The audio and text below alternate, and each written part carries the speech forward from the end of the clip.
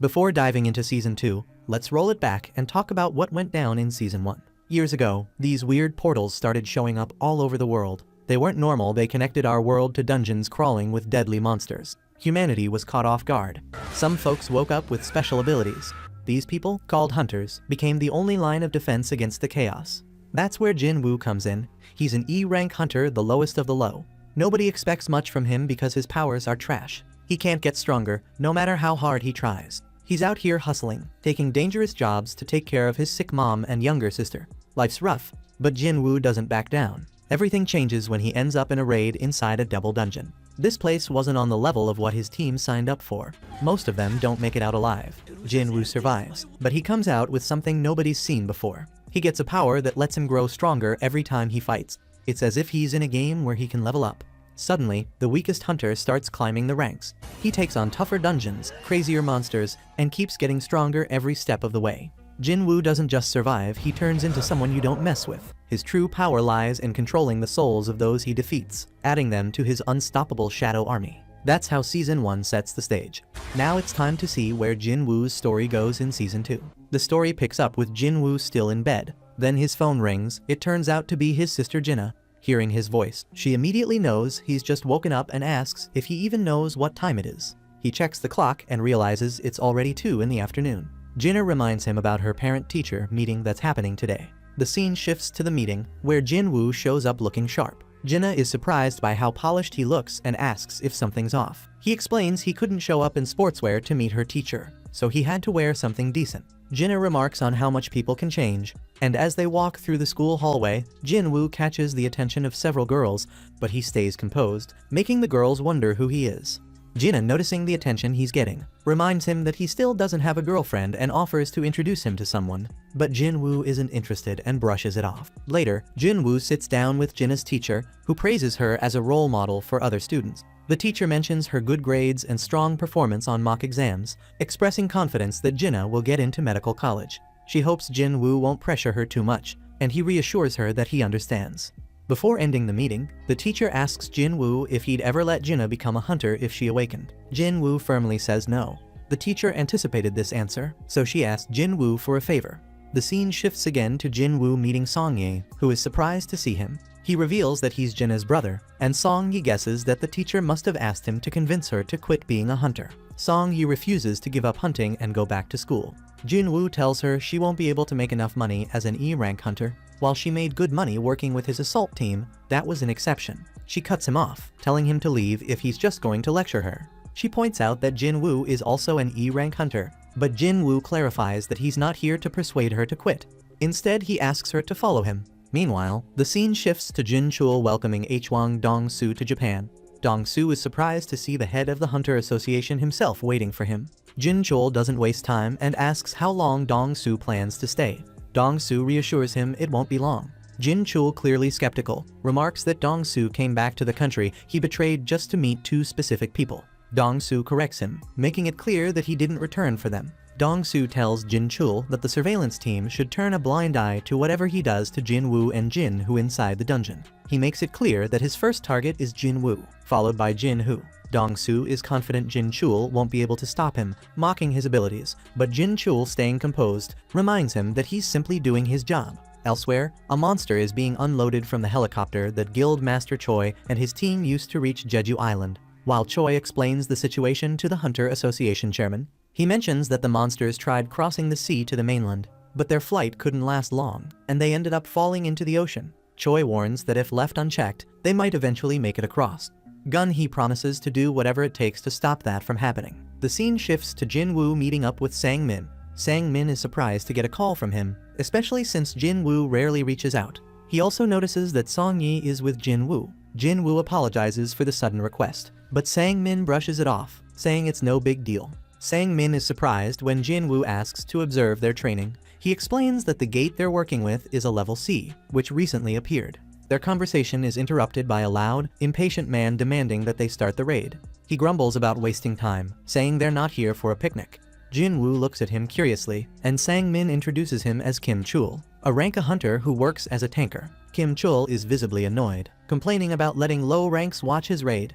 Sang-min explains to Jin-woo that this assault team is made up of 1 rank A, 5 rank B, and 2 rank C hunters. Including Jin-woo and Song-yi, there are 10 people in total. Jin-woo isn't thrilled about the group size. He brought Song-yi along to show her how tough dungeon raids can be, but it feels like this many people might water things down. Sang-min's assistant tells Jin-woo to stay on the sidelines and let the newer hunters take the lead. Jin-woo agrees and keeps his distance.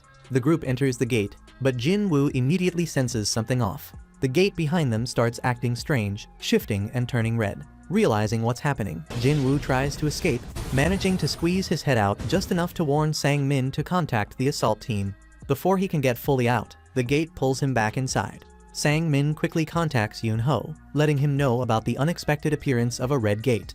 Without hesitation, Yoon-ho heads their way. Meanwhile, inside the gate, Jin-woo and the team wake up in the middle of a vast snowfield. Everyone is stunned to realize the gate has disappeared, leaving them wondering how they're supposed to get out. Kim Chul steps up, explaining that this is a red gate. Song-yi, confused, asks what that means. Jin-woo breaks it down for her, explaining that unlike regular gates, red gates cut off all contact with the outside world. The only way out is to defeat the dungeon boss or wait for the dungeon to collapse. He adds that the outside world can't interfere, and the dungeon is filled with dangerous magic beasts. And suddenly, arrows rain down on them. One of their teammates is killed instantly, but Jin-woo reacts in time to catch an arrow aimed at Song-yi, saving her. The rest of the team notices and realizes they're surrounded by ice elves. Jin-woo sees that the elves are far away, which explains why he didn't sense them earlier. He also notices they specifically targeted the 2 weakest members of the group. He reflects that if this had happened 2 months ago, he would have been dead. The ice elves retreat for now, and Song-yi looks confused. Jin-woo explains that ice elves are brutal predators, often referred to by hunters as ice slayers. Kim Chul takes control, addressing the group. He reminds them that no help is coming and says if they want to survive, they'll have to follow his lead. He announces that the group will split into 2 teams, claiming it's the best way to ensure more of them make it out alive. He warns that staying in this freezing environment is a death sentence and offers survival to anyone who joins his group. Most of the group agrees to follow Kim Chul, but he quickly singles out the weaker members, telling them they can't come. Then he explains that 1 day inside the dungeon is equal to an hour outside, and it could take months to defeat the boss or wait for the dungeon to collapse. Kim Chul bluntly says he won't carry dead weight, promising to come back for the weaker ones after the boss is taken down. One of the girls in the group decides she'd rather stick with Jin-woo. Kim Chul scoffs at her decision, calling it foolish. But she quietly tells Jin-woo she's certain Kim Chul didn't notice the arrow earlier. Then she whispers that there's no way Jin-woo is just an E-rank hunter. She believes that Jin-woo's not an E-rank and thinks he might even be a rank or higher. Kim Chul announces that his group will take the main road, so Jin-woo offers to lead his team into the forest instead. After some time, Kim Chul's group notices deep claw marks on the trees. He explains that they have entered ice bear territory and predicts that the E-ranks in Jin-woo's group will not survive. Moments later, they sense movement and realize they are surrounded by ice bears. One of the bears charges, but Kim Chul blocks it with his shield and cuts it down with his axe. Without hesitation, he moves to engage the other bears as well. Meanwhile, the girl in Jin-woo's group spots claw marks and stops the team. She warns them that they've entered ice bear territory and urges them to turn back before encountering the beasts. Jin-woo, however, suggests going deeper. He explains that if this is ice bear territory, they'll only have to deal with the bears, which are weaker than the elves. The girl realizes he's right, no other magical beasts would dare come near because of the bear's presence. As they move forward, Jin-woo notices the temperature dropping. He takes coats from his inventory and hands them out to the group. Everyone is shocked to see him using summoning magic. They put on the coats, finding them warm and comfortable. Song-yi asks Jin-woo who he really is, but he brushes off the question, saying his only job is to protect her since he brought her here. He asks her not to push for answers and hopes the others will do the same. Suddenly, an ice bear appears.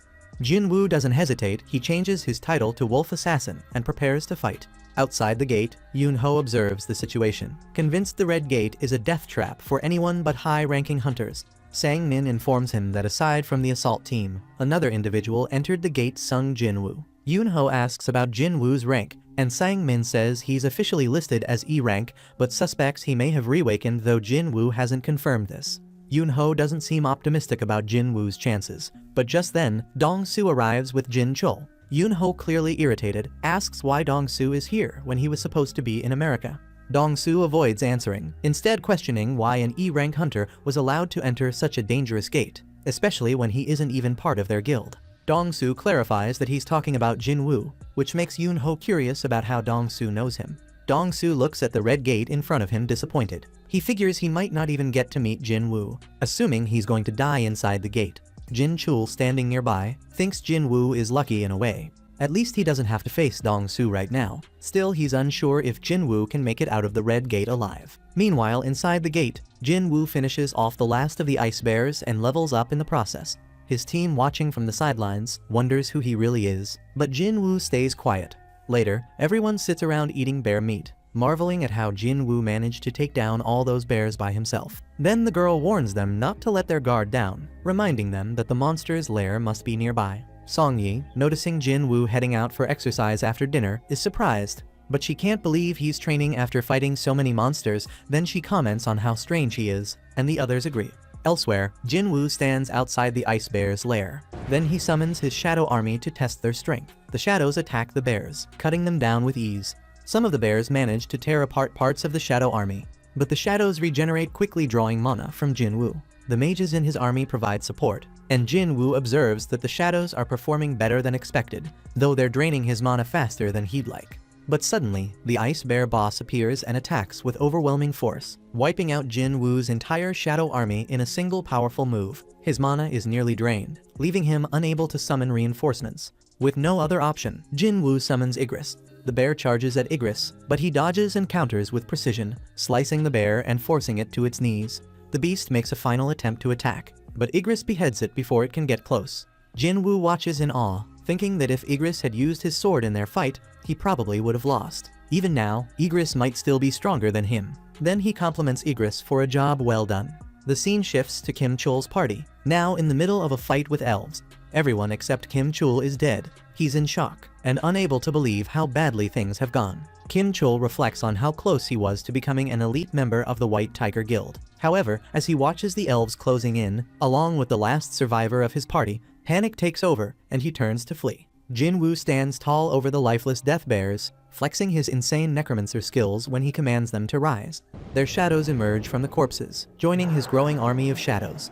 Outside the portal, Sang-min explains that the strike force has been trapped for 3 hours, which translates to about 3 days on the inside. Red gates are no joke, so Dong-soo assumes Jin-woo is already a goner and starts preparing to leave. But then he stops, demanding to know why Jin-woo was hanging around with the White Tiger Guild. Sang-min calmly replies that Jin-woo was just an acquaintance who wanted to check out a C-rank mission. Sang-min feels some relief when Dong-soo seems to accept this answer. But then Dong-soo shocks everyone by getting in Sang-min's face. He's not buying it. Dong-soo knows Sang-min has a knack for spotting fresh talent.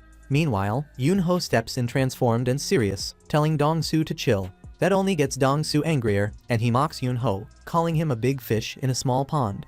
Tensions rise, and the two unleash some of their power, shaking the area. The bystanders are terrified, knowing an S-rank fight could destroy everything around them. Despite the warnings, the two charge at each other anyway. In the same time, inside the portal, Kim-chul is relieved after barely escaping the elves. But his relief doesn't last. He stumbles upon the shredded remains of the powerful death bears. The sight is horrifying, and he can't believe the E-ranks he abandoned could have done this.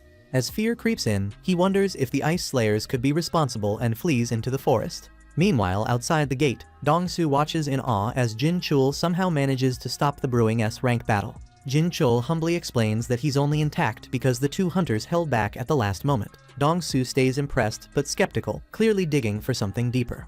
Jin-chul clarifies to Dong-soo that he reassessed Jin-woo's rank 2 months ago, and he's confident the kid is just an E-rank. To add more fuel, the surveillance team concluded that Dong-soo's brother was killed by a magic beast. The place falls into an uneasy silence as Dong-soo processes the report, but it's clear the tension isn't going away anytime soon. Dong-soo knows the official story is just for show, and he figures if Jin-woo didn't kill his brother, then it must have been you, the rich kid. Jin-chul asks why he's still after Jin-woo, and Dong-soo keeps it simple: Jin-woo's an accomplice. Before things can escalate, Dong-soo gets called away. As he leaves, he mutters that Jin-woo is lucky. Sang-min watches him go, thinking how nobody really gets Jin-woo's power like he does. Sang-min is confident that Jin-woo will make it out of the red gate. Meanwhile, inside the gate, Jin-woo's group is resting by a fire when Kim-chul stumbles across them. He's furious to see them alive and thriving with weather gear, blankets, and food. Kim-chul confronts them, screaming that his team died because they had nothing. He blames them for hoarding supplies, calling them out for his dead teammates. Kim Chul pieces together that Park must have joined their group because she knew they had gear all along. Furious, he demands that whoever is responsible confess, counting down from 3. When nobody steps forward, Kim Chul screams Jin Woo's name, already convinced he's the one. Then he charges at the group, intent on taking them all out. But before he can strike, Jin Woo appears out of nowhere and absolutely crushes him.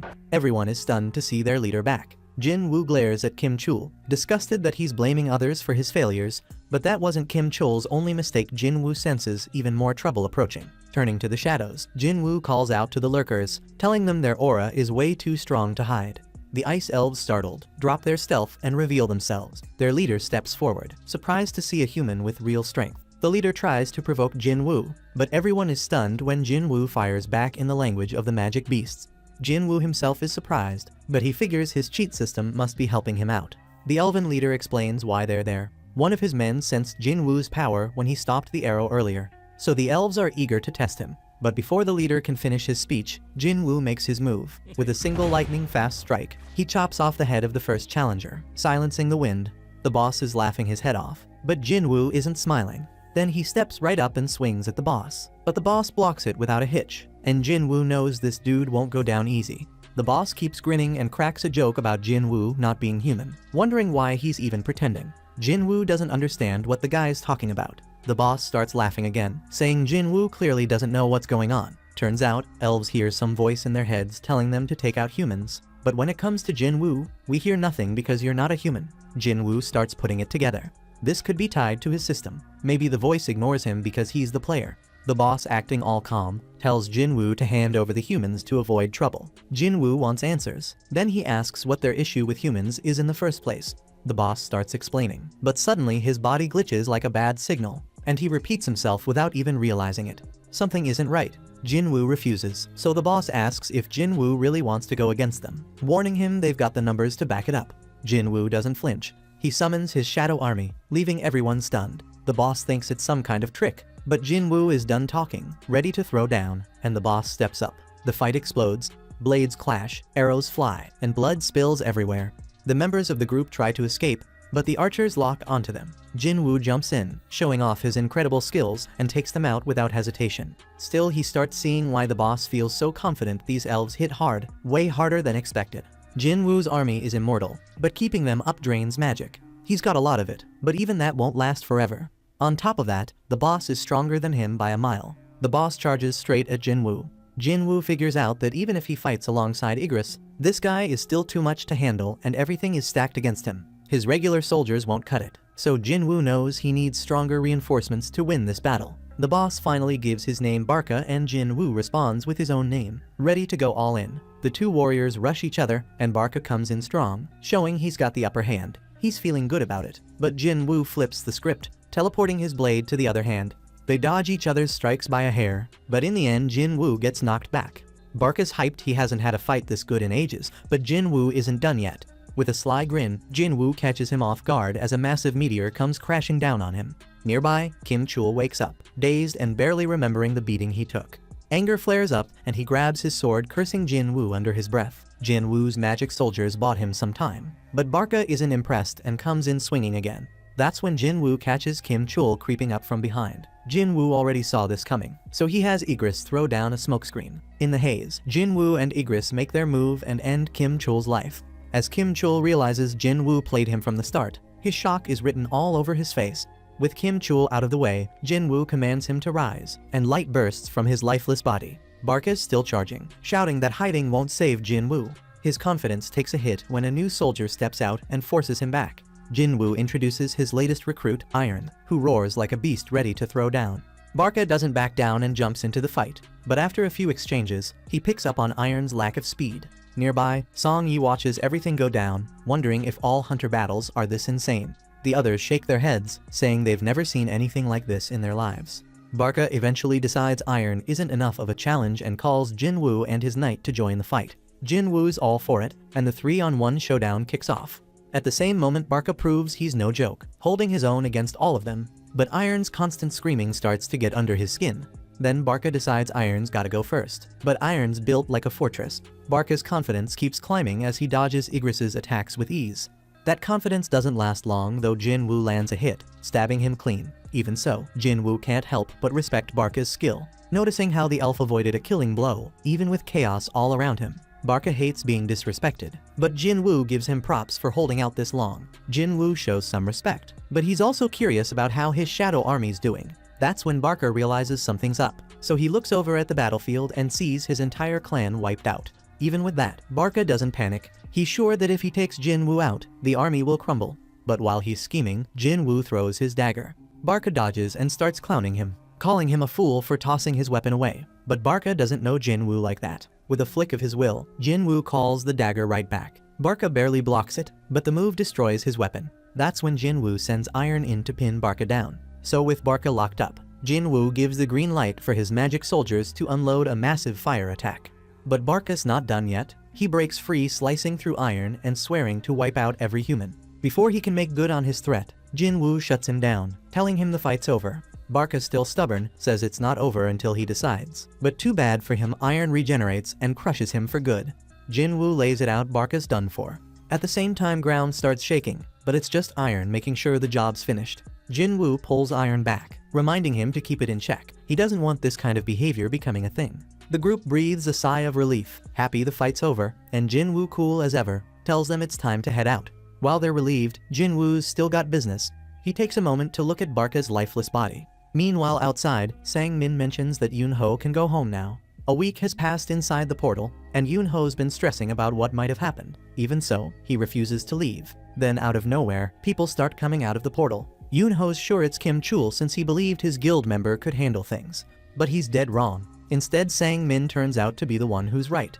Jin Woo steps out, calm and collected, as the gate closes behind him. Yoon Ho, confused and worried, starts asking about Kim Chul. When he finds out the truth that only the low-ranked hunter made it out, he's left wondering what really went down in there. Yoon Ho wants to grill Jin Woo, but Jin Woo's completely drained and tells him to save it for someone in his guild. Yoon Ho's stunned, not believing what he just heard. This wasn't a request or a favor, it was an order, maybe even a threat if Jin Woo didn't comply. Yoon Ho steps up his tone, reminding Jin Woo that 6 of his guild members are missing, and it's his job to find out what went down. Jin Woo doesn't flinch. Instead, he throws it back, pointing out that he's the one who saved the only 2 survivors. That means Yoon Ho owes him some gratitude too. Things get tense, but Yoon Ho backs off, realizing Jin Woo's got a point. He apologizes, and Jin Woo takes Song Yi home. Afterward, Yoon Ho asks Park who Jin Woo is and wonders why he seemed so mad. Park explains that Jin Woo's mood only shifted after beating the boss. Sang Min guesses it's probably exhaustion since Jin Woo's usually pretty chill. Yoon Ho, intrigued by Jin Woo, tells Sang Min to do whatever it takes to bring him into their guild. Later, Jin Woo drops Song Yi off. She thanks him for everything and says she's looking forward to the next time they meet. On his way home, Jin Woo reflects on the day, realizing it hasn't even been 24 hours since they got trapped. He's frustrated that all he got for his trouble was a single dagger and figures Barca must have been too high level. Looking back, Jin Woo remembers trying to make an immortal soldier out of Barca. He had 3 chances to extract him but failed every time. At least he got iron out of the deal, but it weighs on him that this was the 3rd time he had to take human lives. The next day, Yu meets up with Jin Woo, but Jin Woo's thrown off by Yu's outfit. They're heading out on a mission, but Jin Woo tells Yu they need to pick someone up first. That someone ends up being Song Yi, and Yu is shocked by how casual Jin Woo and Song Yi are with each other. Jin Woo checks in with Song Yi, asking if she managed to get any sleep, but Yu takes it the wrong way. Worried, Yu reminds Jin Woo that Song Yi is underage. Jin Woo, completely unbothered, knows there's nothing shady going on, but Yu keeps jumping to the wrong conclusions. Sometime later, Yu watches in total amazement as Jin Woo's soldiers take down a pack of powerful beasts like it's nothing. Yu has no clue where these soldiers came from, and Jin Woo realizes he's never explained it. He tells Yu they're part of one of his skills, leaving Yu speechless. He never imagined this kind of insane power was even possible.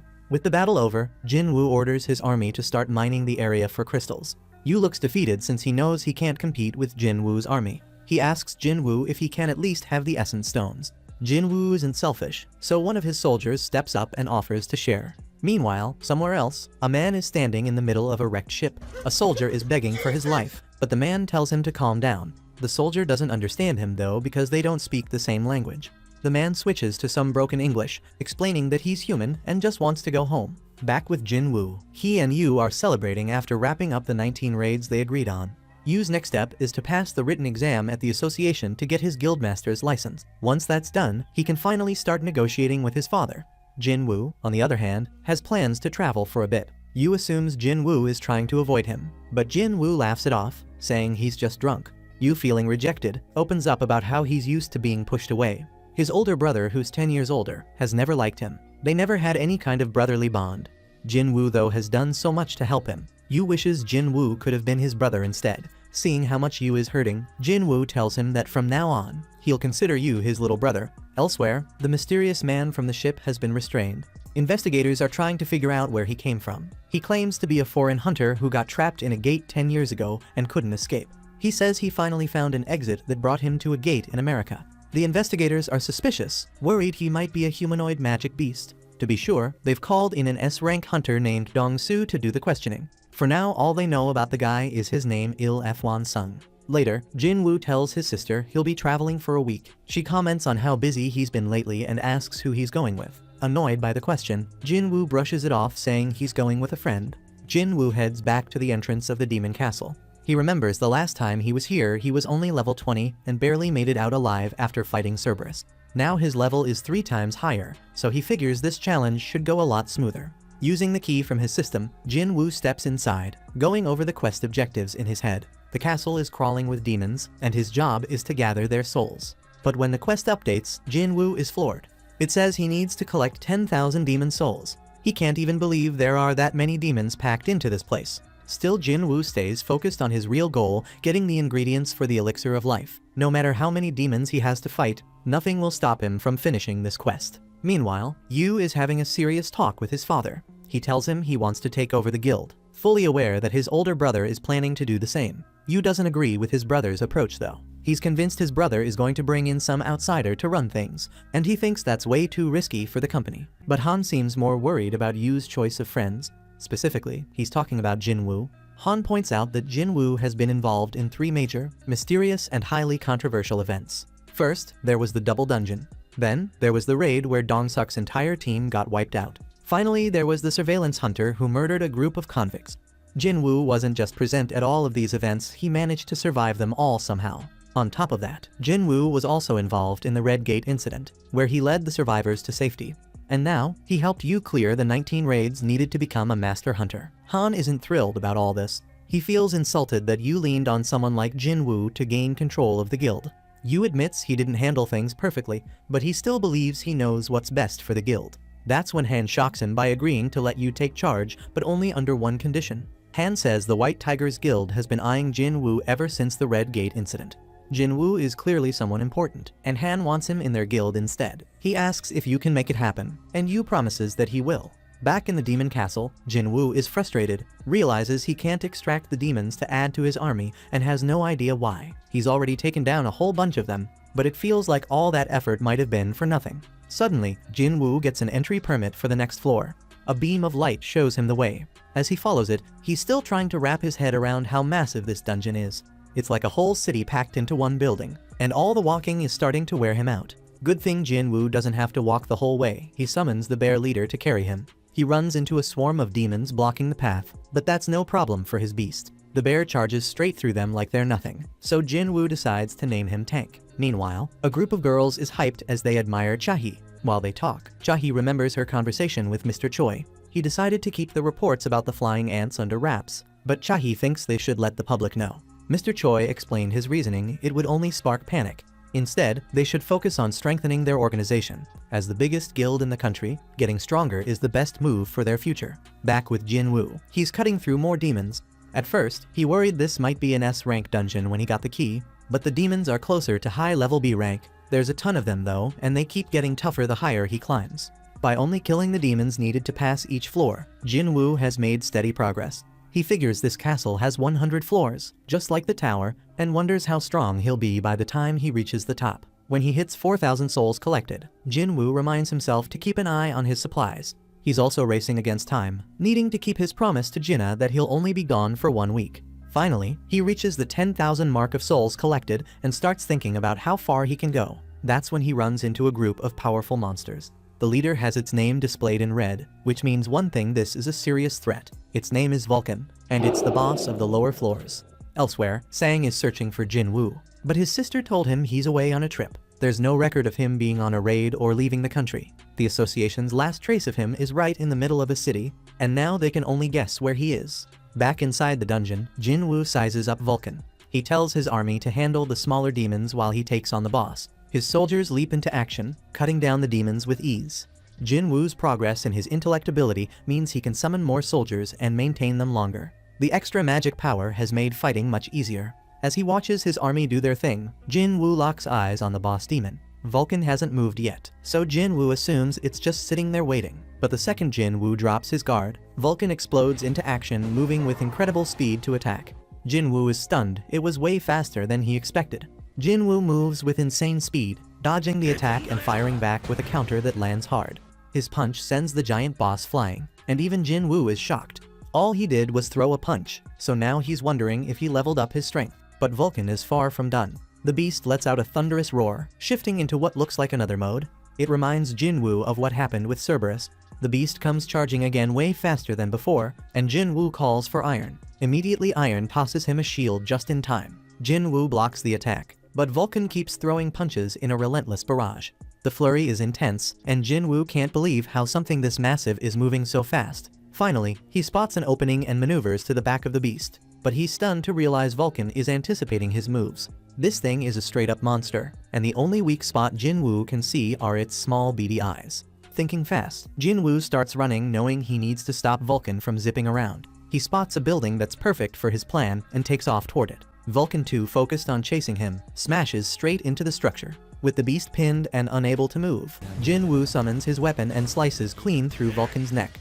The Lord of the Lower Floors is defeated, and Jin Woo receives an item called the World Tree Fragment. Meanwhile, F1 is being interrogated by Dong Su. Dong Su has heard rumors that F1 is a talking magic beast, but F1 denies it. He even agrees to let them run any tests they want, including DNA. But Dong Su is not in the mood for conversation. He orders F1 to stay quiet unless spoken to. Dong Su, clearly annoyed, glances over F1's paperwork. F1 tries to ask a question anyway, wondering what humanity has learned about gates and magic beasts. Dong Su brushes him off, saying he has no idea what F1 is talking about. F1 presses on, explaining that the dungeons, the gates, and the beasts are only the beginning. He warns that a power capable of triggering an ultimate catastrophe has already awakened. F1, who has lost his sight, reveals his goal is to stop this disaster before it's too late. Dong Su has had enough of the rant. He reminds F1 that millions of hunters exist across the globe, and if they combine their strength, they can take on any threat. F1, however, drops a chilling truth. Numbers won't matter against the threat he's talking about. Instead, those hunters will be devoured and turned into weapons for their enemy. Dong Su, frustrated and confused, shifts the topic, wondering how a magic beast could have a wife and 2 kids. Curious, he asks F1 for his son's name. He looks at him calmly and says, his name is Jinwoo. Dong Su gets a twisted sense of joy hearing this and tells F1 that his son is already dead. He refuses to answer any of F1's questions and coldly tells him to save them for when they meet in hell. As he makes this threat, Dong Su lets some of his power flare up, but F1's eyes turn murderous, showing he is not intimidated in the slightest. Meanwhile, back in the dungeon, Jin Woo's army is tearing through another wave of demons. Jin Woo speaks to the demon leader, pointing out how one-sided things are getting. He wonders if the demon is stunned by how unstoppable his shadow soldiers are. It becomes clear to Jin Woo that even the undead can feel fear. Without hesitation, he slices the leader's head clean off. A notification pops up, revealing that he just defeated Metis, the Guider of Souls, and his level has gone up again. Outside the dungeon, part of the city lies in ruins after a major disaster. An investigator explains that when S-rank hunters clash, it's like the whole landscape shifts, leaving destruction everywhere. Despite the damage, the investigator notes that things could have been much worse. The fight was over so quickly it barely had time to spread further. He stares at the aftermath, stunned by how fast Dong Su was completely defeated. Back in the dungeon, Jin Woo realizes he's run out of food, meaning this is as far as he can go for now.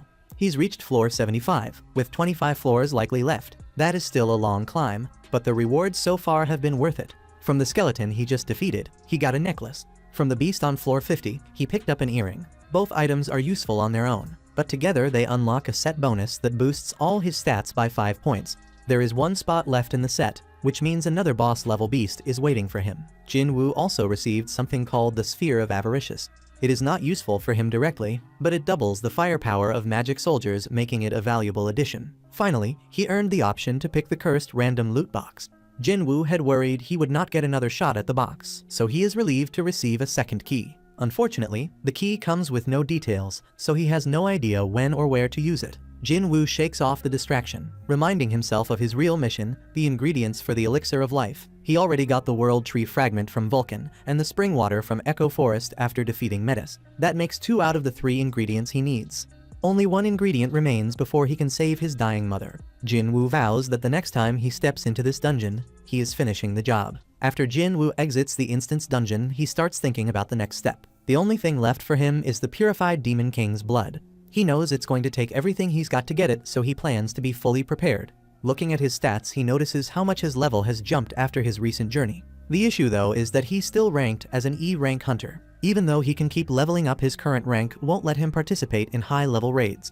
That's when Jin Woo decides it's time to drop the act and show the world what he's really made of by getting his rank reassessed. The next day, Jin Woo heads to the assessment center. Meanwhile, Kichul, Sang's right-hand man, is also at the center scouting hunters. He casually sizes up the other hunters, predicting their ranks when his eyes land on Jin Woo. Shocked to see him there, Kichul quickly calls Yoon Ho, letting him know Jin Woo is getting his rank reassessed. Without hesitation, Yoon Ho drops everything and heads to the center. While Jin Woo waits for his turn, he overhears 2 hunters talking. One of them reassures the other not to stress too much, saying the test is straightforward. The nervous guy reveals his problem. He needs to make money as a hunter, or his wife and daughter are leaving him. The other hunter encourages him, saying as long as he ranks above E, he'll be fine. He even points to the recruiters, explaining how they're eager to offer contracts to anyone ranked higher than E. Jin Woo quietly reflects on how E rank hunters have always been overlooked. Then his name gets called for the test. Inside, the examiner notes that he's here for a reassessment and assumes he knows the procedure. She asks him to place his hand on the black crystal. Jin Woo does what she says, but her expression changes when the machine displays an error. Thinking it's a fluke, she has him try again. When the same error pops up repeatedly, her superior steps in.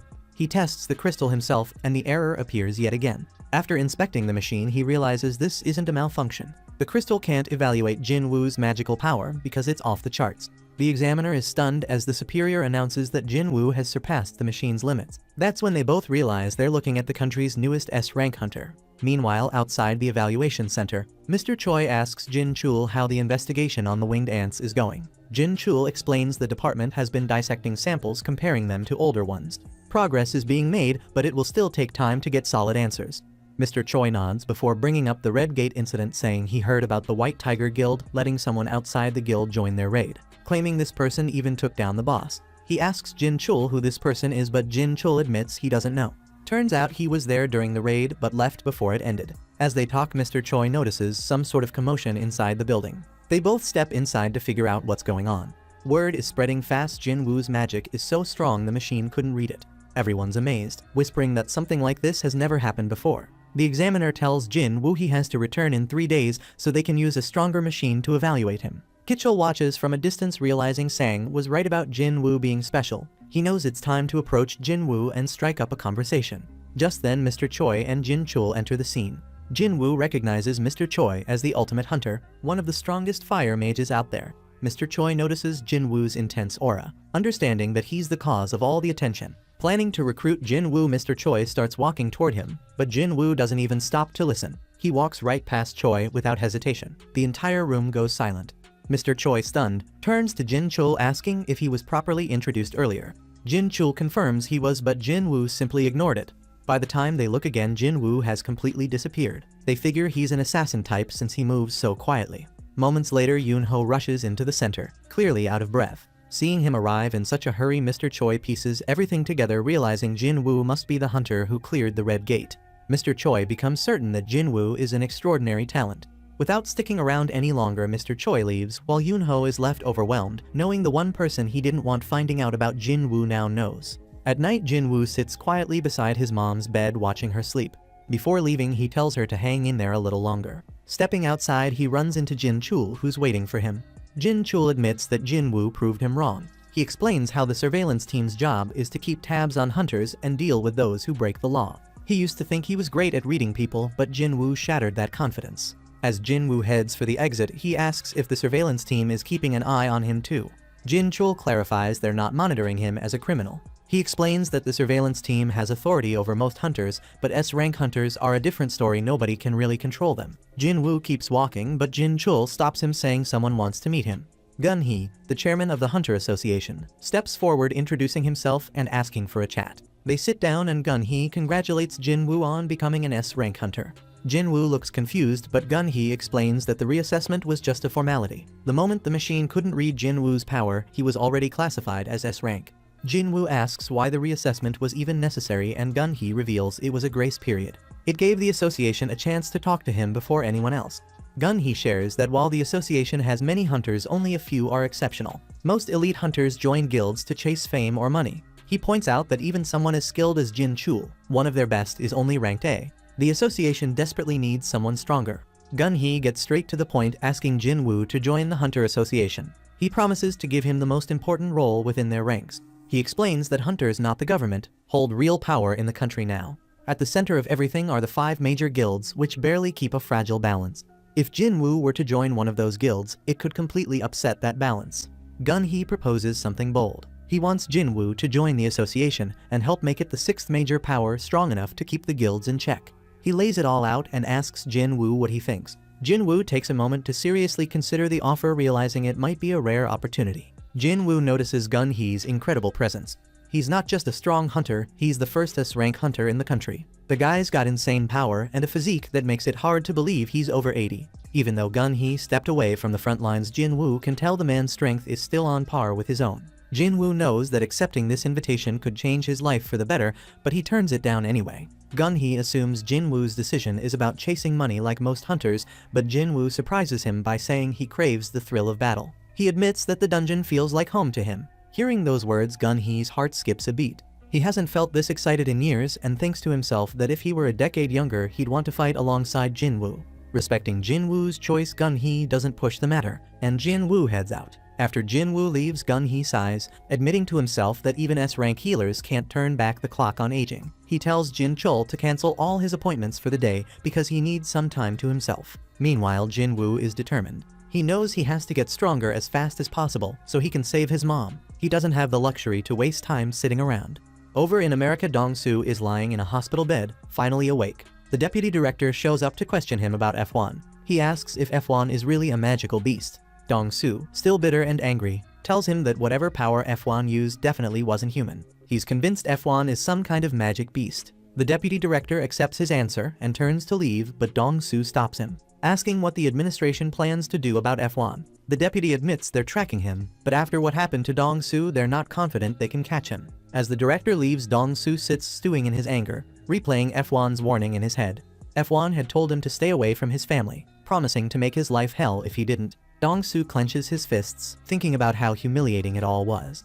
He knows he'll need something powerful to take F1 down, a strong artifact. It's explained that artifacts are top-tier equipment in the hunter's world, the kind of relics so rare and complex that even the best craftsmen struggle to make them. We then notice Jin Woo scrolling through an online auction site, checking out some artifacts, but nothing's catching his eye. Everything's either trash or way overpriced. He's thinking about how he needs to gear up properly before taking on the Demon Castle, but the options out there aren't cutting it. He glances at his Sphere of Avaricious, which can double the damage from magic, and starts sizing it up. He knows there are plenty of items on the market that can boost magic damage by 20 or 30%, but nothing comes close to doubling it like his sphere does. If he put it up for sale, it'd go for a crazy high price, but then people would start asking questions about where an E-rank hunter like him got something that powerful. He figures that if he'd had a record of completing a rank raid, he could have explained it, but being E-rank, he can't even get into those raids.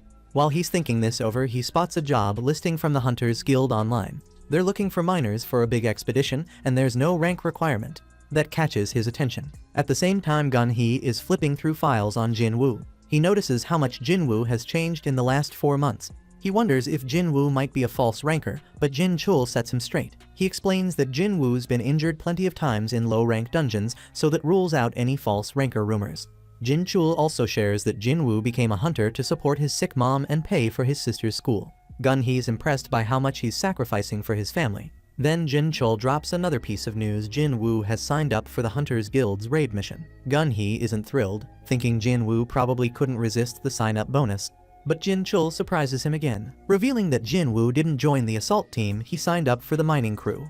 Now Gun-hee's stumped, wondering what Jin-woo's planning. Meanwhile, Jin-woo shows up at the gate site and gets accepted as a miner thanks to his strength as a combat-type hunter. He explains how big gates, especially rank A1s, work. You need a ton of people to handle them. Assault teams to take down the monsters, mining teams to gather mana stones, and recovery teams to collect the monster corpses. Since this many people are involved, the rewards are massive. Inside the dungeon, the action's heating up.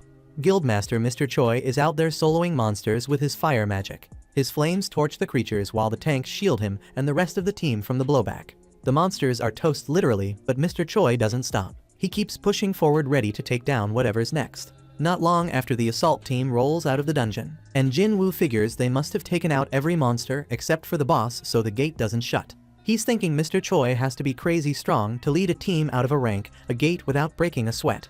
The miners start chatting about the second in command of the Hunters Guild, and that's when Cha-hee steps out of the gate. Jin-woo checks her out, sizing up her aura, and it's clear she's no lightweight. For a second, Cha-hee picks up on a powerful presence too, but it vanishes before she can figure it out. She shakes it off thinking it's her imagination, but Jin-woo notices how sharp she is. He's impressed and decides it's time to get to work. The miners head into the gate and start digging up mana stones. Jin-woo's not really focused on the stones, though his mind's on the rank A boss. He's itching to see it with his own eyes, at least once. While he's working, he overhears some of the miners whispering about his E rank. Same old story, and he's not surprised. He brushes it off and keeps grinding. When they catch a glimpse of his muscles, they start wondering if he's really E rank. The guy looks way too strong for that. After a while, it's lunch break, but Jin-woo keeps swinging his pickaxe. The leader of the miners tells him to take a break, but Jin-woo waves him off, saying he's not stopping until he finishes this spot. The rest of the crew leaves the dungeon, but Jin-woo gets that sly look in his eye. This is his shot to check out the boss. He bolts straight to the boss room, heart pounding, thinking this boss has to be the toughest thing he's ever come across. He knows he's not supposed to mess with it. Taking it down would be a huge loss for the Hunters Guild, but his instincts won't let him back off. He summons his dagger, ready to charge in. Right as he's about to move, Cha-hee stops him in his tracks. She steps in and asks what the hell he's doing there, catching him red-handed. Jin-woo figures he messed up big time and tells Cha-hee he just got turned around and ended up here. She fires back, asking if he is from the mining crew, and lets him know he is in the territory of the boss, telling him to step back. Jin-woo is thinking Cha-hee totally lives up to the buzz. He did not even notice her coming until she started talking. Then Cha-hee points out that the dagger she saw in his hand earlier is gone, wondering if she was just imagining it. Jin-woo apologizes for wandering off, and she warns him to get out right away before he riles up the boss. As Jin-woo starts to leave, she spots something off and tells him to stop. He does, and she takes a quick sniff, surprised that he does not smell funky. She asks if he is really a hunter, and finds out he is, though he is just an E rank. He wonders if something is wrong, but she shrugs it off and tells him to be careful on his way out. As he turns to leave, she thinks maybe he does not smell bad because his rank is too low. Ironically, she figures he actually smells pretty good. Later, we see Jin-woo heading back into the dungeon after his break, while his mining buddies are all jealous that he got to meet Cha-hee when he got lost. They say they can only check her out from a distance, explaining that she is always patrolling the area to keep the boss in line, even if it means skipping her own break. Jin-woo realizes that is why she was hanging around the room of the boss. The mining boss even tells him that she is kind of picky about the scent of other hunters.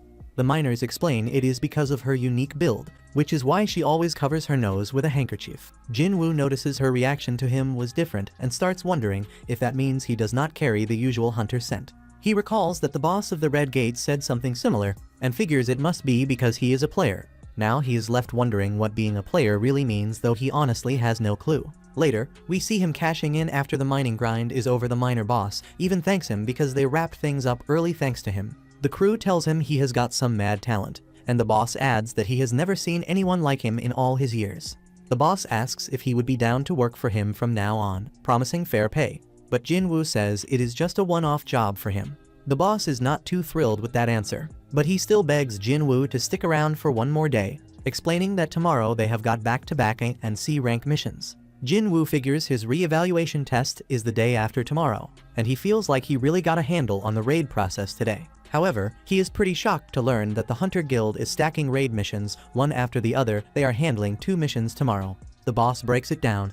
The second assault team is on deck for tomorrow's missions, and Jin-woo is totally blown away. He boasts that the Hunter Guild's biggest flex is having 2 assault teams that can raid a rank gates, something no other guild in the country can pull off. After hearing all that, Jin-woo agrees to roll through tomorrow too, and the boss is pumped. He tells Jin Woo he is going to talk to his higher-ups about doubling his salary. Jin Woo tells him not to worry about it, but the boss is having none of it. Later that night, we catch Cha-hee asking someone to dig up info on Jin Woo from the mining crew.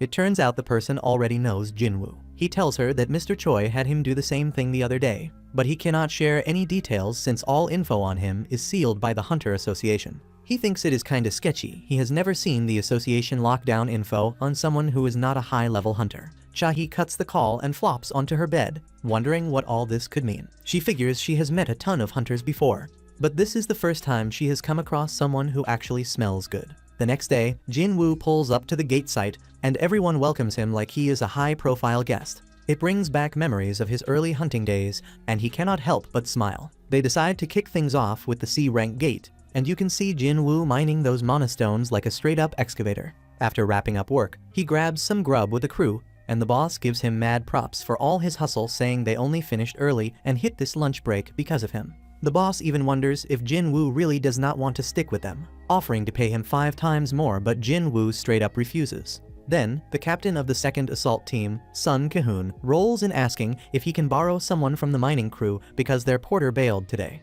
The boss suggests that the recovery team would be better at carrying stuff, but Ki-hoon fires back that they already said they were short-staffed. The boss is not too happy with that, so Ki-hoon ups the offer by throwing in a risk allowance if the miners roll with him into the dungeon. The boss shuts it down, saying low-rank hunters like them are not built for porting in rank dungeons. Money is not going to fix that. Ki-hoon asks one last time if anyone is down, and Jin Woo steps up with his hand. The boss tries to talk him out of it, but Jin Woo tells him not to worry because he has got guts. They still try to stop him, saying he is too new and does not know what he is getting into, but Ki-hoon just asks his rank. When he hears Jin Woo is E rank, Ki-hoon shrugs and says that is cool, so he is bringing him along.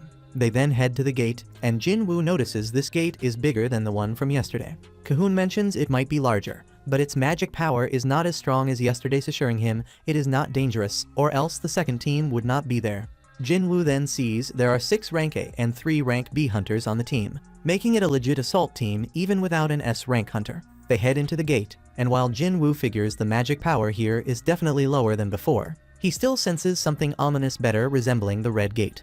The team's healer tells him not to stress because all the hunters here are strong, and nothing is going to go down as long as he sticks with them. Ki-hoon is thinking that once this raid mission is done, he will finally get promoted to captain of this team, believing he can handle it, even if he is not as strong as the current captain and vice captain. Just then, they pick up on some monsters ahead and instantly gear up without waiting for any orders. They get jumped by some dungeon jackals, but these critters are weak, gone in seconds. Everyone is surprised to see dungeon jackals here, and Jin Woo wonders if they are a rare breed. The healer explains they are just C-rank monsters, and it is odd to see them in a dungeon since weak monsters usually get snapped up by the stronger ones. Then Jin Woo notices collars around their necks, which means someone was raising them as hunting dogs. Right then, a fresh wave of monsters rolls in an army of high orcs. One of them throws a spear and Ki-hoon barely blocks it. The orcs charge and the tank tries his taunt skill, but it does not work, so they end up targeting the folks in the back. One orc manages to push them back, but the monsters take no real damage thanks to their high magic resistance.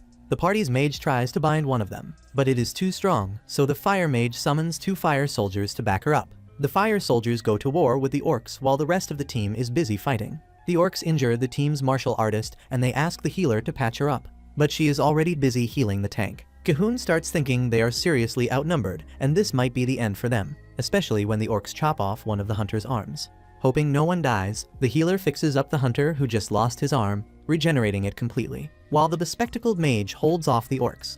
Then an orc sneaks up behind the healer, and she braces for the worst. Out of nowhere, Jin Woo steps in with his ruler's hand, ripping out the orc's spine. The healer is left stunned, and Jin Woo uses his stealth skills to back up the other hunters, sneaking around and attacking the orcs quietly to weaken them before anyone notices. The team is surprised to see the orcs suddenly losing their edge, so they go all in, launching a full-scale offensive and taking them down one by one.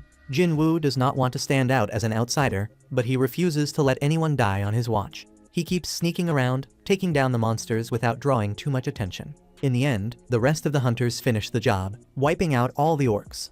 Ki-hoon checks in with everyone, making sure they are all good, and he is relieved to see they are. The healer tells him something weird went down during the fight, and Ki-hoon adds that he noticed the monsters suddenly got way weaker. He asks the mages if they had a hand in it, but they deny it, saying there is no way that could happen without someone on the assassin-type side handling things.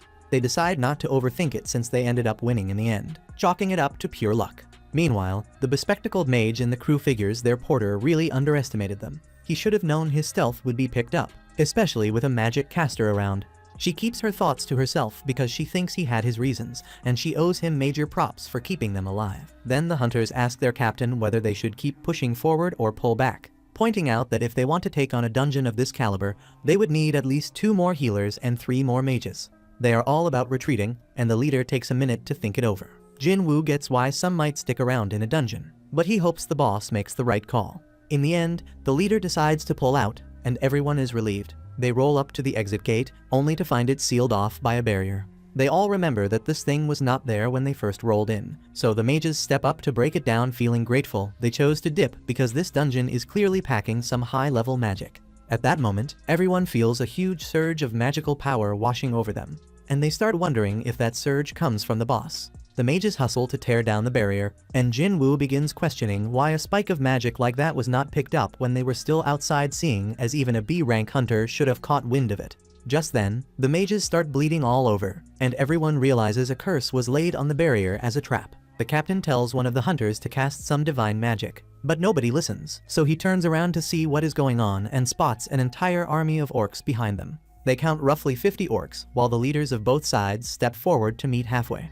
The orc leader tries to communicate, but his words make no sense to them, and then the orc shaman takes over the leader's body and starts speaking in human. The shaman introduces himself as Kargalgan and tells Kahun he wants to see the humans. Kahun asks if he was the one who blocked the entrance, and the shaman confirms it. Kahun then asks if there is any stronger force in the dungeon, and the shaman replies there is not, ordering him to choose between coming to see him or dying at the hands of his soldiers. Kahun clearly opts to face the shaman, and the orcs lead the way. Meanwhile, Kahun tells Jinwoo they are going to attack the boss as soon as they hit its chamber, which will distract it long enough so it cannot keep up the barrier. He orders Jinwoo to take the chance to dip out and alert the other assault team, leaving Jinwoo to wonder if they are setting themselves up for a fatal end. Kahun makes it clear that their mission is to shut down the gate, not to come out of the dungeon alive. The healer hands Jinwoo a short will, asking him to give it to her family. Jinwoo accepts it, hoping it never comes to that, while she stresses that they have to complete the mission even if things are different for him and he must make sure he escapes. Jinwoo thinks this desperate situation reminds him of the double dungeon, but the people here are nothing like those he has seen before. At the same time, outside the gate, Chahi is searching for Jinwoo, but she cannot find him and wonders if he bailed on the team.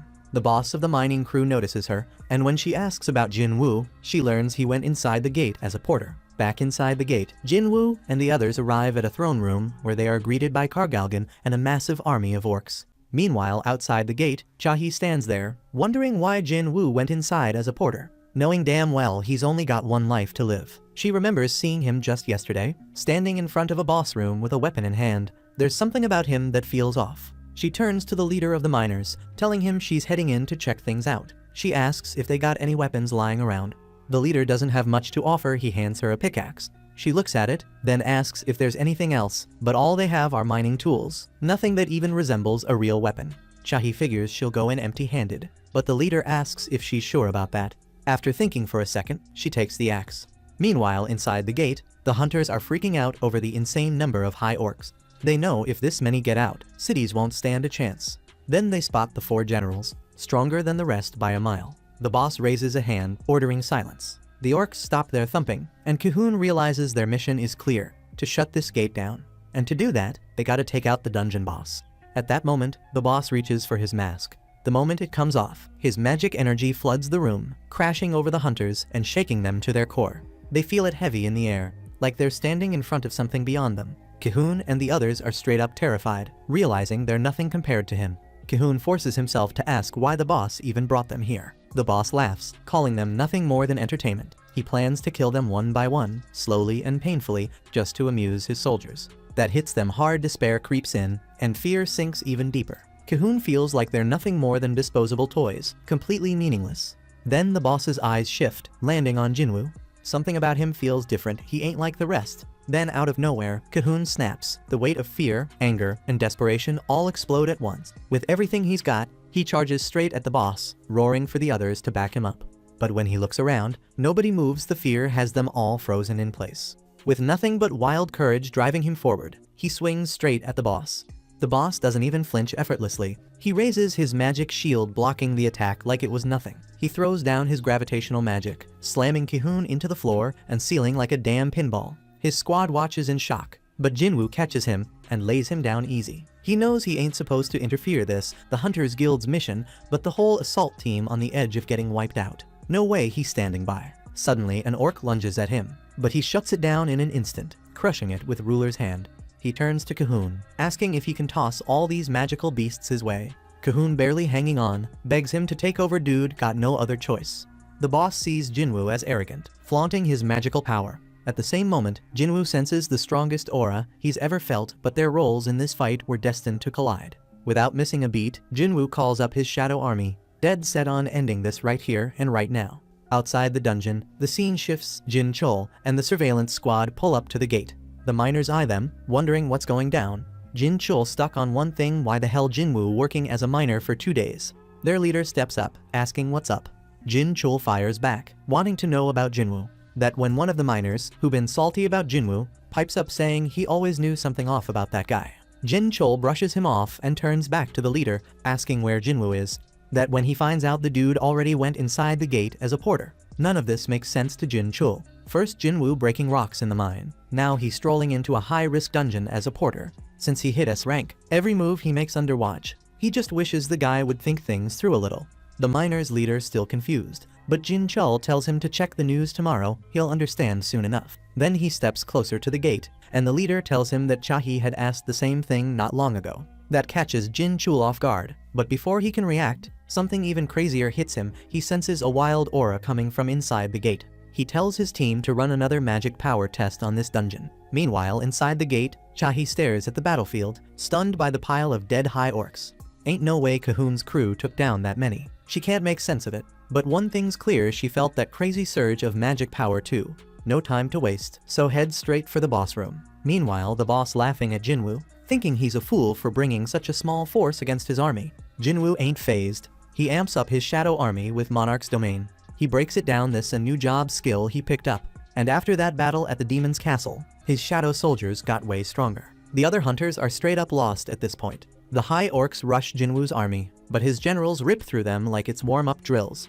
Jinwoo steps in too, cutting down more high orcs. The hunters watching notice something: his movements match Chahi's.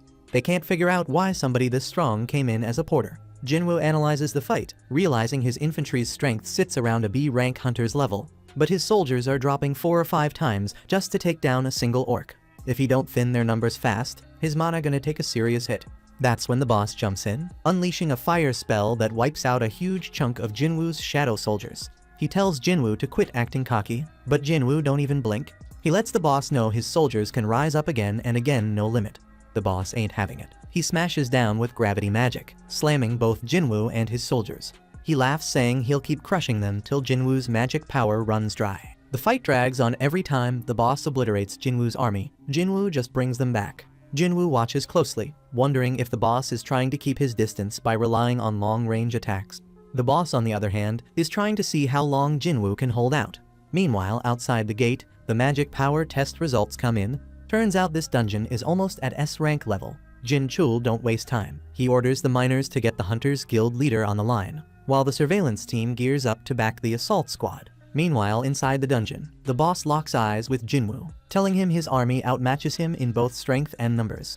Jinwoo already knows his magic power is draining fast. Ain't no hesitation. He downs a mana potion, power surging back. Then he grins, saying he ain't even started showing what a real hunter can do. Without missing a beat, he resurrects every fallen high orc as undead. Then looks the boss dead in the eye, letting him know he's next. The boss freezes, confused. He mumbles, calling Jinwoo Lord, struggling to understand why he's even here. Then memories hit him. From the moment he opened his eyes in this place, one command has been running through his head: kill humans. The reason don't matter, orders are orders. He decides to follow through, sending his generals in to finish this fight. Cut to the Hunters Guild. Mr. Choi sits there, stunned as he hears the gate is close to S rank. Ain't no way that evaluation's wrong. If it was, Ki-hoon and the others would have been out by now. Reality hits him. If this gate breaks, it's Jeju Island all over again. The only difference is, this time they still have a chance to stop it, wasting none of it. He orders his assistant to mobilize every hunter in the guild. The assistant immediately sends word to every A rank and above. Then Mr. Choi adds something else. They might need backup from White Tiger and Fiend Guild. The assistant didn't see that coming, but Mr. Choi lays it out plain. Right now, all they can do is stop this from spiraling into something worse. Back inside the boss room, the fight heats up. Jinwoo's generals clash with the Orc general, but they ain't struggling, they dominate. The boss watches, stunned, as his generals get completely wrecked. The other hunters decide to jump in, back Jinwoo up. But the boss ain't having it. He slashes through a few of them, making sure they stay out of his way. He finally gets off his burning ass, swearing he's gonna make Jinwoo regret ever stepping up to him. No hesitation, he casts curses, trying to blind him, slow him down, knock him out, but nothing works. Jinwoo stands tall unfazed, letting the boss know his resistance to poison and curses ain't like the rest. Without wasting a second, he summons his mages. The boss throws up his magic shield, trying to block the attack, but the mages hit him with a fireball powered up by the Orb of Avarice. That fireball cuts through his barrier, slamming into him hard. He freaks out, not expecting that. Right then, Jahi pulls up eyes wide, trying to make sense of what's happening. She spots the other hunters, sees Cahoon hurt, but the healer is already handling it. She asks what's going down, but they ain't even sure themselves. Meanwhile, the boss powers himself up, stacking spells on top of each other until he turns into a giant, then tries to stomp Jinwoo out. Jinwoo moves too fast. He mutters that he ain't got love for giants, probably cause of what went down in that double dungeon. The boss doesn't care, throws out fire spells all around. Burning up anything nearby, friend or enemy doesn't matter. He glares at Jinwoo, daring him to think he can still win this. Jinwoo don't hesitate, he goes straight for the boss's eye, stabbing deep. He smirks, telling the boss he messed up turning into a giant, it just made him a bigger target. Then he lays it out, mages with no backup don't stand a chance against assassin-type hunters. That only pisses the boss off more. He throws out some deadly fire magic, but Jinwoo is too quick, slipping past every attack. He goes in with his dagger, but the blade barely does a thing. He knows he needs something heavier. That's when he uses his ruler's hand, snatching up some chains, wrapping them tight around the boss, then starts slamming him all over the place. Right then, Jin Chul steps in, eyes locked on the crazy scene in front of him. He tells Chahi he showed up cause he sensed some strong magic outside, but looking at this now, it don't seem like his help's needed anymore. Seeing even the chief of the surveillance department recognizing Jinwoo's power, Chahi starts thinking he must be a big deal. She turns to Jin Chul, asking who Jinwoo really is. Jin Chul shrugs, says he don't even know the guy like that. At that moment, Jinwoo tells the injured boss his fate was sealed the second his guards died. But the boss refuses to go out like that, so Jinwoo calls up his own former guards to finish the job right then and there. After wrecking the boss, Jinwoo levels up and pulls the boss's soul straight out. He sees he can name him, but don't even remember what the boss was called, so he names him Fang. Turns out Fang got the Elite Knight rank. Jinwoo ain't seen that rank before, but he knows it's something serious. He also figures the High Orcs were a solid win. Then Jinchul steps up. Jinwoo ain't noticed him till now, too caught up in soul extraction. The other hunters come up, asking what the hell just happened. But before he can say a word, Jinchul's team cuts in, telling them Jinwoo is the association's top secret right now. He tells everybody to keep quiet about what went down, letting them know Jinwoo only showed that S-rank power to protect them. Jinchul and his people walk Jinwoo out, but before leaving, Cahoon and his crew step up, thanking him straight up. Jinwoo nods, then looks at the healer again, making sure the message is clear. Later, Mr. Choi gets the report on everything that happened, and now he sees how unreal Jinwoo really is. He can't believe how many skills this guy got. He asks Cahoon who's stronger, him or Jinwoo. Cahoon tells him raids usually take a whole squad, everybody playing their role, but Jinwoo breaks all that common sense. Then he asks Mr. Choi if he thinks he could solo the hardest S-rank dungeon. Mr. Choi don't even hesitate. He says no. In his head, that ultimate hunter title of his don't mean a thing anymore. Meanwhile, Jinwoo links up with Yu, asking how that whole guild master situation went. Yu tells him what's up. Then the scene flips to the Hunter Association. A famous actor, Lee Min-seung, just awakened as a hunter, the media swarming the place. Min-seung standing there, eating up all the attention, feeling like he's the main event.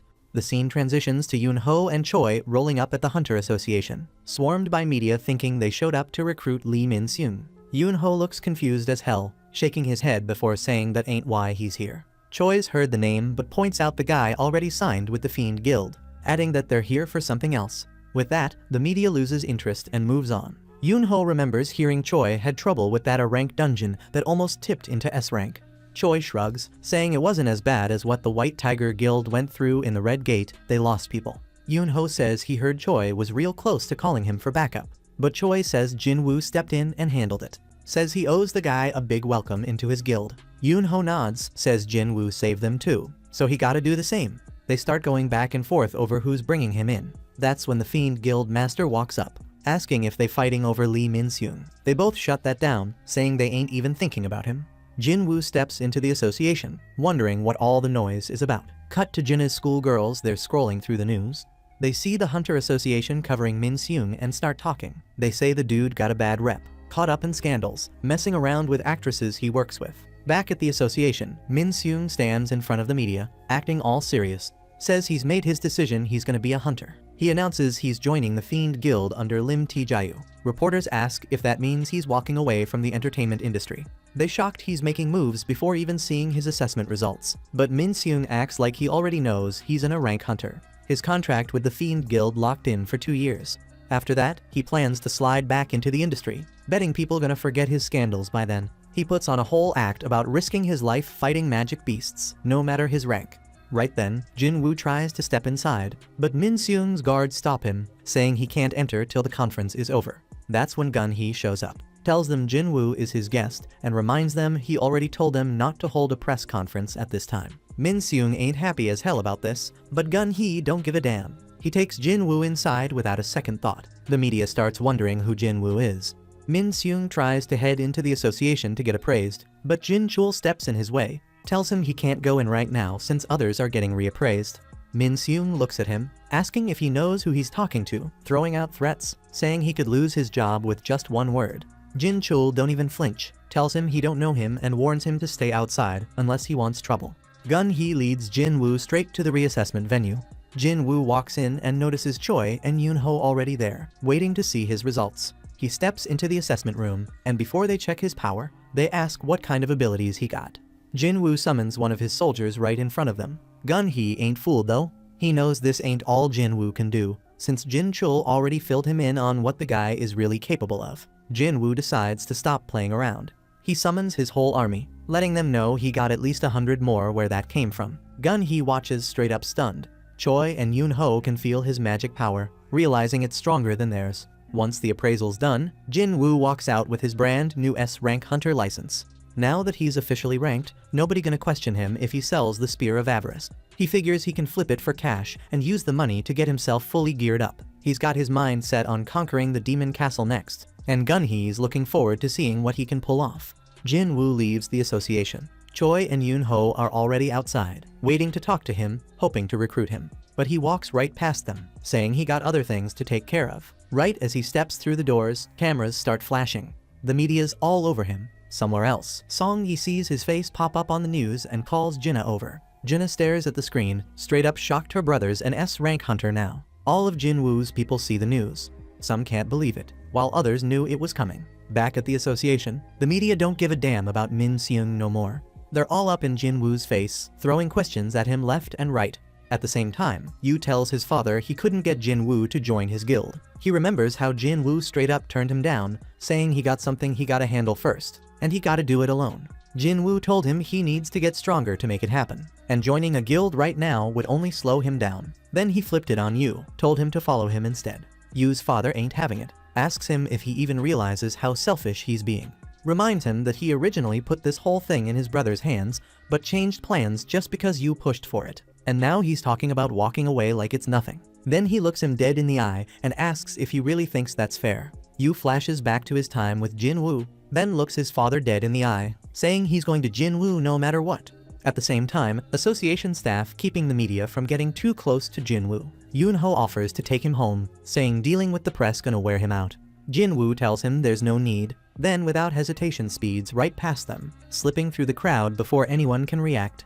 Choi's straight up stunned, can't believe Jin-woo's that strong physically even though he's a mage. Yoon-ho tries to follow his movement, but realizes he lost track of him. He starts wondering if Jin-woo's gotten even stronger since last time they met. Jin-woo's got his own thoughts, he just needs to get the right gear now. The next thing, we see him at an auction house. He walks up to a staff member, says he needs something to protect against fire attacks. The staff asks what it's for, and Jin-woo tells him it's to handle the heat inside a dungeon. The guy shows him a cloak and some rings, says they're solid and affordable. But Jin-woo checks the price, it's still a little too high. He asks if they can lower it, but the staff says prices are fixed. Then with a smirk, he tells Jin Woo if he can break the glass holding the equipment, he might just get it for free. Jin Woo's caught off guard but gets ready to punch the glass anyway. Right before he swings, the staff stops him laughing, saying he was just joking. Tells him even if he couldn't break it, one little vibration would have set off the alarm. Then he says sorry, admitting he took the joke too much. Jinwoo feels kinda weird about it, so he tells the staff he wants to check out some weapons too. The guy in charge of weapons takes him over to see some short swords, and meanwhile, the other staff notices something. Jinwoo somehow cracked the glass without even touching it. While Jinwoo's checking out a short sword, he asks how much it costs, and damn, it's pricey. He can't believe they're charging that much. So he pulls out a dagger he just bought from his own store and asks how much they'd pay for it. The staff tells him it could sell for 100 million. Jinwoo's caught off guard, he only paid 2.8 million gold for it in the store. That's when it hits him, items from the store must be worth way more than what he's paying. If that's the case, he figures he won't have to sell the Sphere of Avarice after all. He dips into the bathroom for a sec, and then the scene cuts to the White Tiger Guild headquarters. Yoonho's sitting there, thinking about Jinwoo's strength. He knows Jinwoo's second awakening ended a while ago, but somehow, the guy's still getting stronger. Then a thought crosses his mind, what if he's been looking at this all wrong? What if Jinwoo's a hunter who just keeps leveling up? The scene shifts again, this time to Jinwoo's house. Jinna notices the media finally backed off. She's relieved, means she can go back to school without all the attention. Jinwoo figures the association must have stepped in to help with that. Jinna, annoyed, says that he could be on TV if he wanted, but tells him not to drag her into it. Jinwoo thinks there's no point arguing, it's not like it's up to him anyway. Then he lets her know he'll be gone for a week starting tomorrow. She's surprised, wondering what he'll be doing. Right then, Yu shows up at the door. Jinna looks at him and says he must be one of Jinwoo's friends. Yu smirks and says he's Jinwoo's right-hand man. Jinwoo shrugs it off and tells Jinna he'll be working with this guy for the week. Yu has no idea what he's talking about, but Jinwoo taps his shoulder and he gets the message, play along. Late at night, Yu's knocked out sleeping in Jinwoo's room. Jinwoo checks on Jinna, thinking things might have calmed down for now, but the whole world knows he's an S-rank hunter now, so he's gotta stay sharp. He summons Fang's guards from earlier and notices there are only 3 of them. He remembers Fang had 4. One of them reminds him the last one got launched to the ceiling by Jinwoo, and his shadow extraction didn't reach that far. Jinwoo doesn't sweat it. 3 are enough. He leaves one behind to watch over Jinna and moves on. Up on the roof, Jinwoo figures he needs to step up security in the neighborhood too. So he sends out some of his soldiers to patrol the area, keep things in check. The next morning, Yu and Jinwoo are driving somewhere. Yu thanks him for letting him crash at his place. Jinwoo tells him he didn't have to bail on his house. Yu waves it off, telling him not to stress, then asks what business he's got at Disung Tower. Jinwoo tells him he's gonna be training for a week. Yu's caught off guard, Jinwoo's already an S rank, and he still wants to get stronger. Jinwoo tells him he does, and Yu just nods, not too shocked. Cut to Jinwoo inside the Demon Tower, geared up with his water-based ring and his robe of wind. He's ready to take over this place. Then he gets a quest, take down the Demon Monarch, Baron, sitting at the top floor. He checks the rewards runestone for shadow exchange and 30 ability points. That gets him hyped. Without hesitation, he teleports straight to the 76th floor. At the same time, over at Yu's house, his mom is talking to his dad. She's stunned their son dipped out. His dad doesn't seem too worried, but then out of nowhere he collapses. Back at the Demon Castle, Jinwoo's locked in a fight with a boss-level monster. He summons Fang and hands him the Spear of Avarice. Fang unleashes a fire spell, torching the monster to ashes. Watching that raw power, Jinwoo knows he's gotta be real careful about when to bring Fang into the fight. After that, Yu's father wakes up in the hospital and finds out that Yu came to see him. His wife tells him she lied, saying he collapsed from overwork. But they both remember what the doctor told them, he's got the eternal slumber disease. The doctor explained it's a condition where a person suddenly gets hit with extreme drowsiness until eventually they just never wake up. Yu's father couldn't understand why this happened to him. The doctor said people with low magic power resistance are at risk if they're exposed to magic for too long. Then he asked if there were any hunters in his family or close circle, and that got both of them thinking about their son Yu. But the doctor made it clear they're not completely sure that's the cause. Yu's father starts wondering if he's being erased by this world. In the meantime, over at the country's border, a group of hunters is making their rounds. They spot a flying magic beast and try to figure out what they're looking at.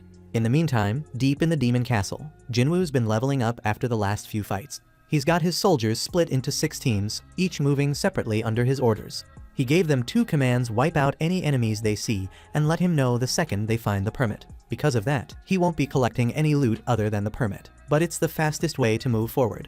Still, his progress has been dragging ever since he hit the 80th floor. He starts wondering what's slowing his soldiers down. Then out of nowhere, he feels his mana tanking hard. Something's taking out his soldiers one by one. And whoever it is, they're going straight for Team A. He's caught off guard someone strong enough to wipe out a squad of high orcs. He recalls the team and heads straight over to check it out himself. When he gets there, he realizes Team B got hit too. This enemy is no joke, but something feels off. Fang's team was way closer to Team A, but instead of attacking them, the enemy went straight for Team B, even though it was further away. That's when it clicks the enemy knew they couldn't handle Fang. They're picking off the teams they can actually take down. Jinwoo figures out the next target, the Ice Bear squad. Right then, he spots some demon knights tearing through the ice bears like they're nothing but stuffed toys. Jinwoo watches from the shadows, hidden with his stealth skill. He can tell these knights are the real deal. That's when he decides time to step in. He drops his stealth. One of the knights comes at him, but Jinwoo takes him down in a blink. The other two try their luck, but he cuts through them just as fast, leaving only the leader standing. He steps toward her, but she backs off. That's when it hits him. He's always wondered if magic beasts could feel fear. Jinwoo squares up against the leader, ready to end it, but right before he lands the final hit, they throw up their hands, surrendering. The second they speak, something clicks. He can tell it's a girl. He rips off her helmet, getting a good look at her. She pleads for mercy, but he can't wrap his head around it. She started this fight in the first place, and now she wants to be spared. He tells her straight up every last one of her people is dead. She doesn't even flinch, saying it's the knight's duty to protect their lord with their lives. As long as she's safe, they'd be happy. That rubs Jinwoo the wrong way. She sounds selfish, but he's not wasting time arguing. He turns to leave, but the second his back is to her, she makes a move. Before she can do anything, Fang shuts her down instantly. Jinwoo glares at her, asking what she thinks she's doing. She drops the act, begging for her life, saying she'll do whatever he wants. He tells her to get him the entry permit. She says her family's got it, and if he lets her live, she can get it for him. Not only that, but she knows where all the permits are on the upper floors. If he guarantees safety for her and her family, she'll take him straight to them. That explains a lot. Jinwoo had been wondering why he couldn't find the permits. Turns out her family's been hiding them. But can he trust her? His eyes narrow with murderous intent. She's scared for her life. Then he agrees to let her live as long as she delivers the permit. She breathes a sigh of relief, thanking him. But before he moves on, he asks her who she really is. The scene jumps to an island, where a flying ant has torn through the place, wiping out everything in sight. Back in the demon castle, the girl finally gives her name Essel, eldest daughter of the Raideru family. But that's not what Jinwoo was asking. He thought she might know something about the system, the same way Barca, the ice elf leader, did. He asks if she ever hears voices telling her to kill. She shakes her head, but says there is a different command, one telling her to protect this space. Jinwoo asks when it started. She says it's been that way since she got here. Before that she was in the demon realm. Nobody knows how, but one day they all just woke up in this place. Jinwoo starts thinking about what they were doing in the demon realm. But before he can press further, something shifts in Essel. Her whole demeanor changes, her voice flattening like a machine. She starts talking in a robotic tone, saying they were preparing for war. Jinwoo pushes for more, asking who they were getting ready to fight. She explains that it was an enemy so powerful the demons had no choice but to unite against it. She tries to go on, but something stops her. She struggles to speak. Then suddenly her mouth spits out an error message. Whatever she was about to say is classified. The conversation cuts off like someone just flipped a switch. Before Jinwoo can react, she collapses. He moves fast, catching her before she hits the ground. He figures there's no point in asking more questions, at least not now. The scene shifts to the Hunter Association, where a meeting is already underway. They're looking at pictures from the flying ant attack on the Japanese outlying islands. Jin Chul lays out the numbers: 294 casualties, 108 hunters involved in the fight. Among them, 4 E rank hunters, 1 C rank and 1 B rank didn't make it. Gun Hee stares at the reports, shocked that a single monster caused that much damage. Jin Chul adds that the creature was eventually taken down by an A rank hunter who arrived later. That's when Gun Hee starts putting things together. These flying ants have a rank strength. Jin Chul confirms it, saying that's what the investigation team found after dissecting the monster. Gun Hee looks at the map. The island that got attacked is only 120 kilometers from Jeju Island. If these things evolve, get better at flying, they could land on the southern tip of the country. He wastes no time, ordering an immediate request for help from Japan and a warning to neighboring nations. He leans back, thinking about how he knew this was coming. He wanted to strike before it got this bad, but now it's too late. He makes the call. The 4th raid mission on Jeju Island is officially on. Back in the demon castle, Essel finally comes to, apologizing to Jinwoo for passing out of nowhere. He shrugs it off, asking if she's good now. She nods, then wondering if he was actually worried about her. Jinwoo admits he kind of was, then changes the subject, asking if her house is nearby. She points straight ahead. They walk up to the house, stepping inside, and her father immediately freezes. His eyes land on Jinwoo, and in an instant he picks up on something. His daughter brought home a monster. He looks at Jinwoo, then past him, noticing the endless shadows creeping behind him. Jinwoo watches Essel's father closely, noticing how sharp he is the moment he steps inside, and before he can even say a word, the old man's forces close in, making it clear he's not walking out of here alive. Essel jumps in, telling her father to wait, and Jinwoo stays calm, letting them know he made a promise not to harm anyone as long as he gets the permit. Her father studies him, already knowing the stories. Jinwoo took down both Vulcan and Medes, two powerhouses, and there's no point in pretending they can win against him. So with a sigh, he hands over the permit and tells him to leave. But Jinwoo isn't done yet. He looks right at Essel's father and asks if he can borrow his daughter, which catches him off guard, and before he can even ask why, Jinwoo explains that she told him she knows where all the permits are on each floor and asks if he can guarantee her safety. He promises he can, and after a long pause, Essel's father allows it. So Jinwoo turns to her and tells her to lead the way.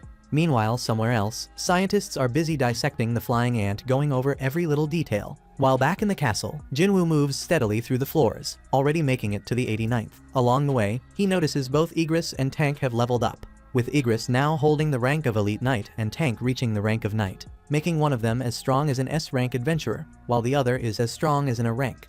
Essel, on the other hand, has been busy preparing gifts for the nobles above, thinking they'll help with negotiations, but Jinwoo waves her off, telling her he won't need them. She warns him that the nobles above level 90 aren't the same as the ones he's been fighting and are on a whole different level, so talking his way through won't be easy, but Jinwoo already knows that and tells her no one listens to someone weaker than them. He remembers her family is competing for rank among the demon nobles and promises that before this is over, they'll be the most powerful in this place, making her pause for a moment before asking why he even spared them in the first place.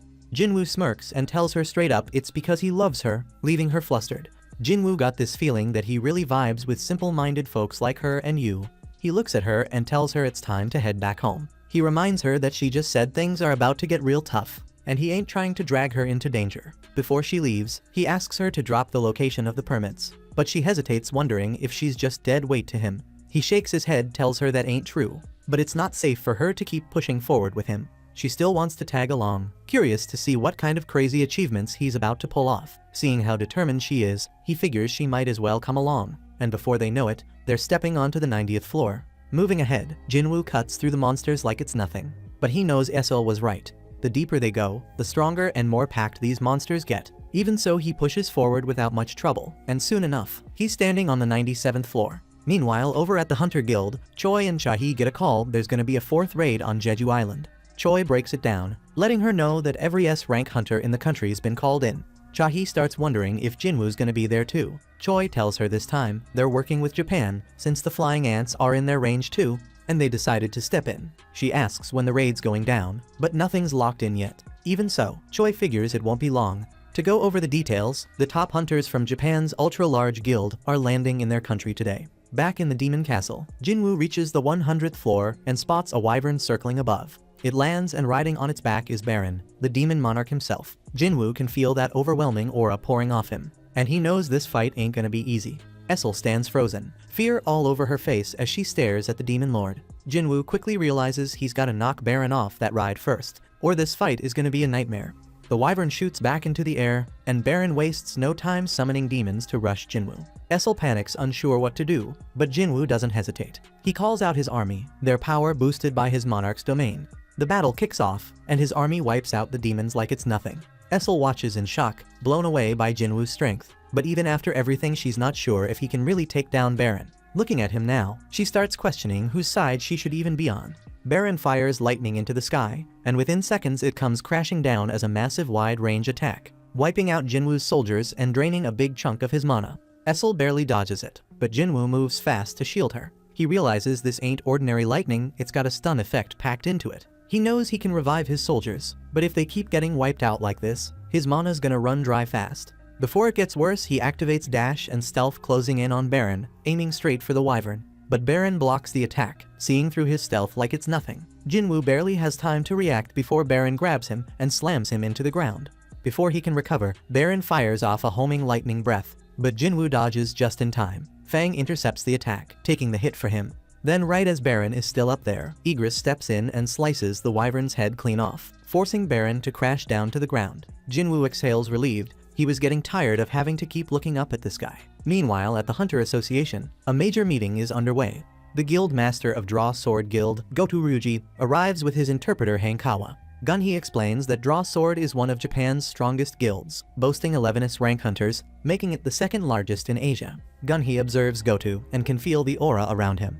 The guy carries himself exactly how you'd expect from a guild master of that level. Hankawa thanks the association for accepting their joint assault proposal, but Gunhee waves it off, saying there's no need, they were the ones who asked Japan for backup first. She then reveals what their research has uncovered. They've analyzed all the provided data and dissected the winged ants, identifying two crucial details. First, the flying ants grow rapidly after hatching, but only live for a year, meaning if they kill the queen, the rest will naturally die off within that time. The second discovery is about their behavior. Reviewing the past 3 raids, they've confirmed that the ants are drawn to strong magic power. Hankawa explains that they plan to use this habit against them, and Gunhee acknowledges how thoroughly they've studied the ants' movements. Hankawa translates Goto's statement Draw Sword Guild is sending 10 of their 11th rank hunters, and their mission is to lure the ants out.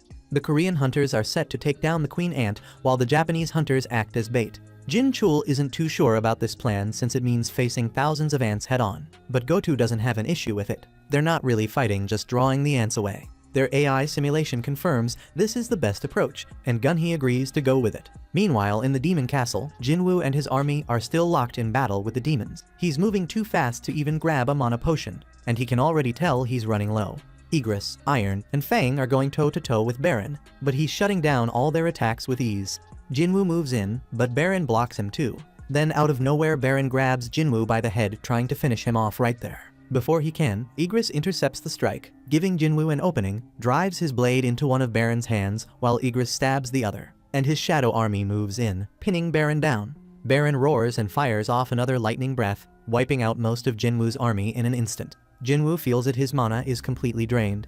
Baron summons his blades, and the two clash at insane speeds. Blow after blow, Baron starts overpowering him and finally manages to knock his weapon away. He goes for the kill, but Jinwoo grabs his hands, holding him back. Baron tries to end it with another lightning breath, but before he can, Essel hurls her blade at him, forcing him to flinch. In an instant, Jinwoo activates Ruler's Hand, using his full strength to tear Baron's arms straight off. Baron tries to let out another lightning breath, but Jinwoo doesn't give him the chance. With one brutal uppercut, he sends Baron's head flying off his shoulders, ending him for good.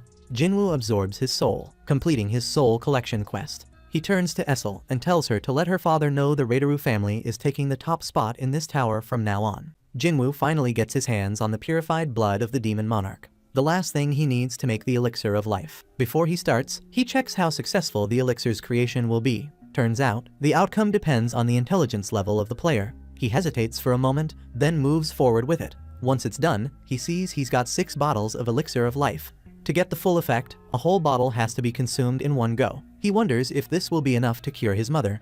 That's when Iron shows up, dragging in the corpse of the dragon. Jinwoo gives him a nod of approval before extracting the dragon's shadow. He decides to name it Kaiser, since even the dragon had forgotten its own name. Essel, seeing this, figures they can ride it back to her home in no time. She even talks about throwing a party when they get back, but Jinwoo completely tunes her out. Right now, all that matters is testing the elixir of life. He remembers there should be a rune stone in his rewards. He digs through them, finds the stone, then crushes it in his hand. A rush of energy flows through him, granting him a new ability, Shadow Exchange. Now he can switch places with one of his shadow soldiers. But there's a catch. After using it, he has to wait 3 hours before he can use it again. Jinwoo sees the potential right away. He tells Essel to head home by herself. She asks if he's skipping the party, but he doesn't have time to waste on detours. Instead, he swaps places with one of his shadows near his house. Then, without missing a beat, he summons Kaiser and rides the rest of the way. Meanwhile, Jin Chul and Gunhee are locked in discussion, going over their plan. Gunhee lays it out they're going to use hunter magic power as bait to lure out the ants. Once they do, special interference waves will mess with the ants' sensory communication, giving their forces a window to storm the nest and take down the queen. Jin Chul brings up the biggest risk: what if the interference waves don't work? Gunhee shares the same concern, but based on their research, everything should go as planned. Even if things go sideways, they have a retreat strategy in place. Right now, all they need to focus on is getting the hunters ready to deploy. Gunhee then shifts gears, asking if Jinchul has managed to get in touch with Jinwoo. Jinchul admits he's tried, but so far no response. The scene shifts to Yoonho sitting with Byung-gu over drinks. Byung-gu cracks a joke, but it's so bad Yoonho doesn't even react. Yoon-ho explains that Byung-gu is an S-rank healer who retired young, one of the rare hunters who managed to leave the game with all his limbs still attached. He's also his best friend, though still as eccentric as ever. Byung-gu leans in, asking if Yoon-ho is really heading back to that island, and without hesitation Yoon-ho confirms it. Byung-gu brings up Yoon-seok's death, reminding him what happened last time, but Yoon-ho's expression hardens. That's exactly why he has to go. If they let those ants run loose, they'll turn the entire country into their nest. Byung-gu raises an eyebrow, surprised to hear him talk this way, but Yoon-ho isn't looking for approval. He's going no matter what. Byung-gu sighs, saying he sounds just like Yoon-seok, then makes it clear that he's not going back to that place, not ever. And if Yoon-ho came to drag him along, he's wasting his time. Yoon-ho shakes his head. He didn't come to recruit him, he came to say goodbye, because there's a chance he won't be coming back. Byung-gu watches him for a moment before nodding. He understands, then casually mentions he's planning to take the civil service exam, leaving the battlefield behind for good. The exam's going to be tough since the only subject he's good at is history, thanks to all the historical dramas he's watched. He's aiming for a normal life, far away from the blood and chaos, and Yoon-ho thinks that's good. Hunters aren't normal, and most don't even hate fighting magic beasts. Some even enjoy it, and he wonders if that thrill, that craving for battle, is part of what it takes to awaken. The scene cuts to Jinwoo sitting quietly by his mother's bedside, his eyes landing on the burn mark on her neck. A memory flashes in his mind of when he was little and accidentally spilled hot water on her, yet she hadn't even flinched. Now he takes out the elixir of life, staring at it, unsure if it will really work. But the system has never let him down before. Slowly he lifts his mother upright, his hands trembling as he brings the bottle to her lips. He hesitates until the last second before tilting it forward, making her drink. Once the elixir is gone, he carefully lays her back down, and almost instantly, the effect kicks in. The burn mark fades, her body growing stronger before his eyes. Jinwoo watches in silence, hoping this is the moment he's been fighting for. In another place, Jinna sits with a book in hand, but her mind wanders, so she leaves to clear her head on a quiet walk. At the hospital under the gentle glow of the moon, Jinwoo notices his mother is awake, and in that tender moment she welcomes him while asking about the long sleep that kept her away for 4 years. She wonders about Jinna, and he reassures her that she is doing well, grateful for his promise and impressed by how much he has grown. She also sees the wounds on his body and realizes he has been pushing himself too hard. He breaks down in tears, but insists he is okay despite the pain he has endured. The next day, the doctor responsible for his mother reports to the head doctor that one of the patients with eternal sleep disease has just awakened with no signs of abnormalities. With the family demanding an immediate discharge, the scene shifts back to Jinwoo's mother's room where Jinna is overwhelmed with emotion as she weeps at the sight of her revived mother. Embracing her tightly, she cries like a child while apologizing for the worry she has caused, and Jinwoo silently feels that every sacrifice has been worth it. Elsewhere, Gun-hee stands before a crowd at a press conference, addressing the national crisis triggered by the mysterious winged ants from Jeju Island. He outlines the Hunter Association's bold plan to launch a 4th raid on Jeju Island that will bring in tennis rank hunters from Japan alongside their own top domestic S-rank hunters, while hunters of rank A and below handle maritime surveillance and homeland defense. He makes it clear that success is the only option this time around. Watching the conference, Byung-gu recalls a tense moment before the 3rd raid on Jeju Island when he, Yoon-seok, and Yoon-ho had gathered in uncertainty. Back then, a drunken Yoon-ho had fallen asleep and both Yoon-seok and Byung-gu had felt an overwhelming fear. Yoon-seok had realized that those unable to fight were even more terrified and decided then that they would stand up to that fear together. He had stressed the importance of watching over Yoon-ho during the raid because of his impulsive nature, knowing that only the two of them could truly keep him safe. The scene shifts to Jinwoo and his family step into their apartment, and right away, their mother sees the mess. She looks around, shaking her head, but doesn't say much. Jinwoo glances at his sister, asks what she's been doing while he was gone, but their mother waves it off, saying they should all start cleaning together. They get to work, scrubbing, dusting, making the place livable again. Jinwoo moves with purpose, but inside something doesn't sit right. He's done all this, fought through hell, just for moments like these, but there's this weight in his chest, this nagging feeling that he might have stepped past the line a hunter should never cross. As they clean, their mother suddenly asks if their father has reached out in the past 4 years. Silence, no one answers. She doesn't push, shifts gears, instead mentions that she heard the news Jinwoo's a hunter now. She starts reminiscing, tells them their father used to be a firefighter before he became a hunter. That's what drew her to him, the way he looked saving lives. Says Jinwoo has the same fire in him. Jinna chimes in, says she's trying to be a doctor for the same reason. Their mother smiles, says she's got their father's spirit too. Then Jinwoo's phone rings. The scene then shifts to the Hunter Association. Gun-hee steps away from a conference, deep in thought. He didn't expect that guy to show up right after the meeting, but here they are. Turns out they're talking about Thomas Andre, the powerhouse S-rank hunter from the States. Jinchul isn't too surprised, figures it makes sense given the timing, but Gun-hee isn't convinced. A man with that level of power doesn't move without a reason. Jinchul wonders why Thomas is even getting involved. Gun-hee thinks maybe he's here to throw some weight around about Hunter H. Wang, maybe confirm something for himself. He asks if Jinwoo is still unreachable, but Jinchul says they already contacted him, he should be on his way. Then, Jinwoo arrives at the association. He gets briefed 4 days until the Jeju Island raid. Gun-hee asks if he's in. Jinwoo hesitates. It's a perfect chance to level up. Jeju practically a goldmine for experience. But deep down he's hit his mark. There's no real reason to keep fighting. He's about to turn them down, then suddenly it hits an overwhelming surge of magic. So strong it makes his skin prickle. Gun-hee catches his reaction smirks. The S-rank hunters are warming up in the gym. If Jinwoo's curious, he's welcome to take a look. After that, Jinwoo watches as Yoonho faces off against his opponent in the training hall, moving swiftly, but something feels off. The other fighter takes him down and smirks, telling him to focus on his lower body. Yoonho doesn't hesitate getting back on his feet, ready to go again.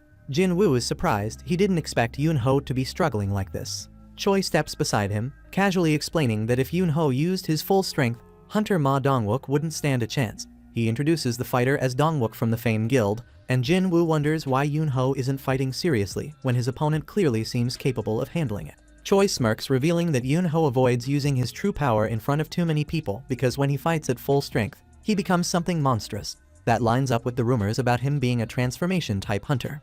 Before Jinwoo can think about it more, the atmosphere shifts as the Japanese hunters arrive. One of them notices him in the stands and asks who he is, and Hankawa, standing beside Goto, immediately responds, stating that he's Jinwoo, the newly ranked S-rank hunter. Goto studies him and comments that he has the air of an assassin, but Hankawa corrects him, explaining that Jinwoo is a mage. Meanwhile, Yoonho and Dongwook continue fighting, and Hankawa watches with a bored expression, unimpressed by their performance. She mutters that these hunters don't even look like S-rankers, wondering if she only feels that way because she's used to seeing Goto dominate. Goto, however, tells her it's too early to make assumptions. Park Jang-soo from the Knights Guild overhears their conversation. He doesn't understand Japanese, but the dismissive tone is enough for him to catch their meaning. Hankawa then remarks that she has never even heard of Jang-soo before, and her group casually explains that it makes sense since he's only in a rank, not an S rank. Still, the Knights Guild is one of Korea's top 5. Cha-hee and Lim try to stop things from escalating, but Jang-soo isn't one to let an insult pass. The air grows tense as both sides measure each other up. Goto, sensing an opportunity, proposes a friendly spar to see the difference in strength between Korean and Japanese hunters. He states that only S-rank hunters will participate, and the rules can be decided. Gun-hee agrees but states that mages won't be included, as their power is harder to measure in direct combat.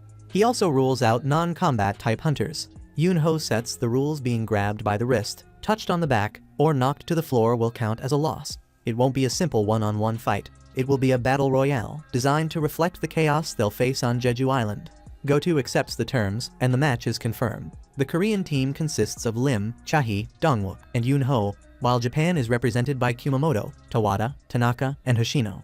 With everything decided, both sides prepare as the tension in the room continues to build. Meanwhile, Jinwoo eyes the rival crew in the ring and notices that the head of the Japanese team isn't even stepping into the brawl, which ends up letting him see an all-out showdown between S-rank hunters. Dongwook activates his ability to triple his size, signaling that the real showdown is about to start. As the battle unfolds, Yoonho chases down an opponent trying to flank his teammates, while the association's giant goes head-to-head with a Japanese bruiser in a fierce exchange of powerful punches. On another front, Lim finds himself up against a lightning-fast adversary who maintains his distance until a brutal kick lands on his temple, especially since Lim's strategy revolves around long-range attacks. Seizing a brief opening, Lim fires off his projectiles and nearly hits Kenzo, forcing Hoshino to take the guy down before the situation escalates further. Observing the chaos, Choi asks the president about the arena's high-quality magic gems, and Gun-hee confirms they are top-notch even if an upgrade might be needed since these fighters are wrecking the area. In hot pursuit of his rival, Yoonho muses that these hunters represent the cream of the crop among Japanese's ranks, meaning the association is in for some serious heavy lifting if they plan to win. Yoonho transforming into his monstrous form, he unleashes a ferocious assault even though Kumamoto always seems to slip away. As the fight wears on, Yoonho figures that Kumamoto isn't built for direct brawls, a fact Kumamoto himself acknowledges given his narrow escapes and clear mismatch for this kind of battle. Glancing at Goto Ruji, Yoonho imagines him testing his crew to see if they are ready for the real deal. Once that trial is set, Yoonho shifts into an even more advanced form. proud to deliver the kind of response the sword wielder's master is after. With Kumamoto on the run and desperately trying to evade capture, Yunho's speed proves too overwhelming. At the same moment, from the sidelines, Park Jang-soo analyzes the intensity of the fight and recognizes that in a ring like this, his chances are slim, even though his loyal subordinate claims otherwise. In an added twist, Kenzo has already taken out Dongwook, and as Hoshino pins Lim to end their duel, it becomes clear that Yunho holds the upper hand in his bout, even if the elusive Kumamoto continues to dodge every strike. In the end, the winners of the duels rally together to back up Kumamoto and stand in front of Yunho. At the same time, Chahi keeps her opponent in check with a rapid series of strikes. After landing a hit on the Japanese fighter, she races off to support Yunho. During her sprint, Kumamoto unexpectedly appears from behind, but she reacts with astonishing speed, striking Kumamoto's face and wounding him. Furious, Kumamoto's rage reaches its peak. Outside the ring, his companions remark that no one really knows what might unfold once he hits this level. Hankawa suggests pulling Kumamoto from the fight, yet Goto worries that such a move could upset some of the hunters. Soon enough, Kumamoto remains in the fray and launches a fierce assault on Chahi with intensity that few could have imagined. With a devastating punch, he shatters the ground and uses the rising smoke as cover to catch her off guard. In response, Jinwoo intervenes to break up the dangerous encounter, making it clear that this battle has long surpassed any friendly sparring. Unwilling to back down, Kumamoto continues his rampage and then turns his fury on Jinwoo, who effortlessly knocks him down and restrains him. Impressed by the young fighter's abilities, Goto Ryuji decides he must personally verify whether Jinwoo is truly just a mage. Once the Japanese fighters are under control, Jinwoo asks Chahi if she sees any problem in admitting defeat, given that Yunho has already surrendered, and she acknowledges her loss. Concurrently, Yunho reflects with regret that he would never have prevailed against those two, even if he had given his all. Shortly after, Hankawa approaches Jinwoo with word that his master Goto wishes to challenge him. Jinwoo notes the man's fierce fighting spirit and considers it an excellent opportunity to test the strength he gained in the Demon Castle.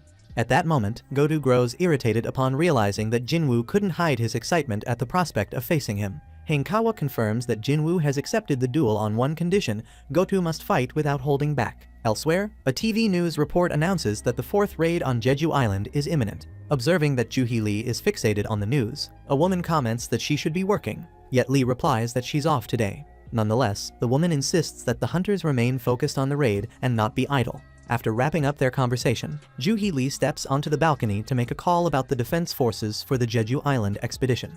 Back in the training room, Lim Tae-jae wonders what comes next, while Dongwook reveals that the renowned 10th rank fighter is set to face Goto Ryuji. Chahi reflects that she's seen Jinwoo battle in an A-ranked dungeon, yet she isn't convinced he's ready for this level of challenge. Yunho asks if the woman feels uneasy being surrounded by hunters, and she replies that on the battlefield, you can't keep your pride intact at all times. In fact, she suggests that stopping those two might be the better move, and Yunho agrees even though he usually prefers a bout between a fighter and a caster. Now he finds himself thinking the same as his partner.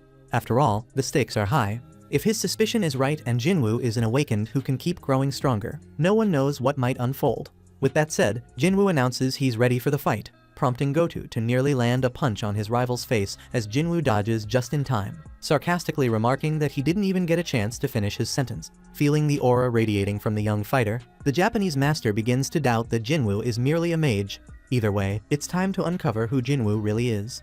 Determined, Goto charges with all his speed, and Jinwoo admits that he is clearly a cut above the other S ranks, though his reactions aren't quite fast enough to secure a hit. Irritated by the smirk on his opponent's face, then he intensifies his assault. Lim confesses that he can barely keep track of the action, while Dongwook points out that the kid must be exceptionally resilient to dodge those punches. Yet, Chahi notices that Jinwoo isn't simply evading blows, he's also testing his opponent's strength. After a rapid series of exchanges, Goto sees his rival creating distance and dislikes how at ease he seems, so he shifts tactics. Goto then summons a skill that envelops his fist in flames and, with even greater speed than before, slashes at Jinwoo's face, followed by a blow that leaves Chahi fearing for his life. When the dust finally settles, Jinwoo blocks the attack and even teases his foe, remarking that those fiery fingers might poke his eyes out in a second. Neither fighter seems eager to wrap up the bout quickly. With that in mind, the two step back to create enough distance to amass an enormous amount of mana. Their underlings soon realize that their master is truly fighting for real. Yunho worries that someone might not make it out of this clash alive, while Goto and Jinwoo have their eyes fixed solely on the duel, as both unleash powerful surges of mana and charge directly at each other. Yunho and Chahi grab Jinwoo, and the Japanese side holds back their master to prevent the fight from spiraling out of control. Eventually, Yoon-ho directs Hankawa to tell the master to call a halt to the conflict. Once the confrontation subsides, Dongwook jokes that Jinwoo faced the mighty Goto and ended up with nothing more than a scratch. Jinwoo reflects that although he took a risk, he now has a clear sense of everyone's strength. He even managed to slip soldiers into the shadows of 5 of them. As the Japanese guild prepares to depart, Gun-hee warns Goto that he will pass on information about the hunters involved in the raid. Left alone, the association's president sees Jinwoo approaching and asks about the Jeju Island mission. At the same time, Goto contacts a man named Ruji and informs him about a very powerful hunter in the area. His name is Jinwoo, and he has recently undergone a reawakening that promoted him to S rank. Ryuji finds it odd that this hunter's name does not appear on the raid list, a fact that also surprises Goto. Similarly, Chae tells Mr. Choi that Jinwoo is not joining them on the mission, although Choi believes Jinwoo has his own reasons and that something needs to be said. At that moment, Yoon-ho notices that Byung-gu is also not headed on the mission. Finally, Choi concludes that the association still has 15 A-rank hunters available, which means victory is within reach. As night falls, Jinwoo returns home to find his mother and sister waiting with dinner. With a smile, he announces his return. During the meal, he reflects that his mother, who woke from a 4-year coma, needs him. For that reason, he will not be heading to Jeju Island. In the meantime on the island, the queen ant expresses her dismay over the cannibalistic behavior of her subjects, lamenting that the lack of prey has pushed them into self-destruction. Determined to escape the island, she insists that a mightier heir must emerge to lead her kingdom. At that moment, an egg cracks open and a creature is born, mutating into a more human-like form with 2 arms and 2 legs. The queen urges her new offspring to gain strength, and in response, it emits a spine-chilling cry that sends a surreal surge of mana through the air. The following day in the city, television news warns that flying ants are rapidly evolving once mere ground dwellers during the 3rd raid on Jeju Island. They now possess humanoid features and even wings. At the same time, Yu tries to dissuade Song-yi from enlisting in the defense force because she's still classified as E rank. Shortly after, the city's announcement system calls for hunters to help protect Korea, and Joo-hee Lee unexpectedly crosses paths with Song Chul. As dusk approaches, Gun-hee eagerly anticipates the start of the Jeju Island raid the next day. With dawn, the attack operation commences as fleets of ships near the mission area. Aboard one vessel, a Knights Guild member questions the master about their readiness to confront the ants. Park Jang-soo replies that their true capability will only be proven in battle, and they were deployed as a contingency. Nearby, the Fame Guild arrives by helicopter, and soon after, leader Dongwook parts ways with the Vice Master to head into combat.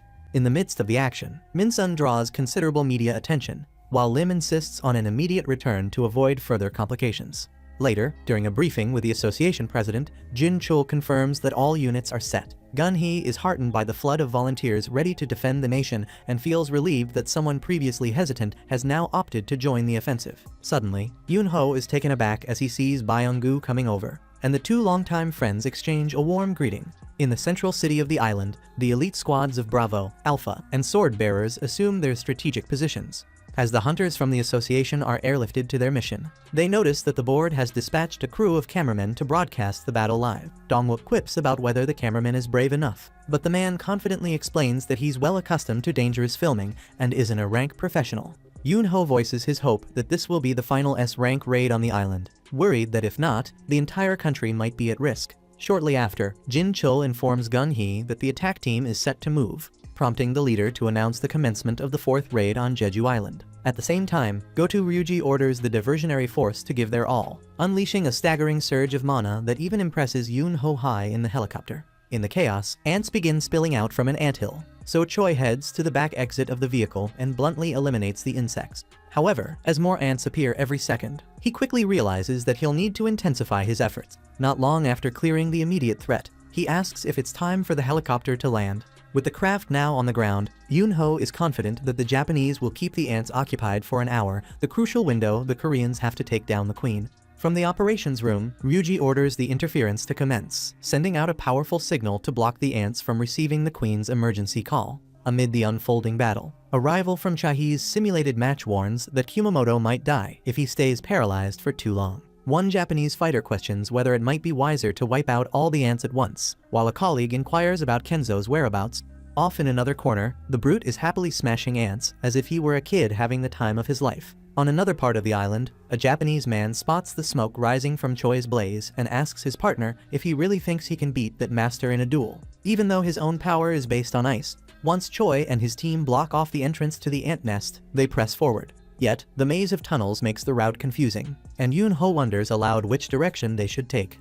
To save time checking every opening for danger, Choi conjures a fireball, clearing the way. Now it's simply about finding the tunnel that descends the deepest. He's convinced it's one specific passage. Elsewhere, Jinwoo wraps up his daily workout and feeling at ease, imagines that the S-rank expedition team will easily handle the ants, even without him there. As they follow the promising tunnel that Choi picked, Lim Tae-jayu speculates that the queen might have already fled, but Yoon-ho reminds him that leaving the island isn't an option. At that instant, Choi calls his comrades over to examine an egg chamber, sparking the belief that the queen could be nearby. At the same moment, they spot a giant egg, which fills the team with apprehension as a creature begins to emerge from it.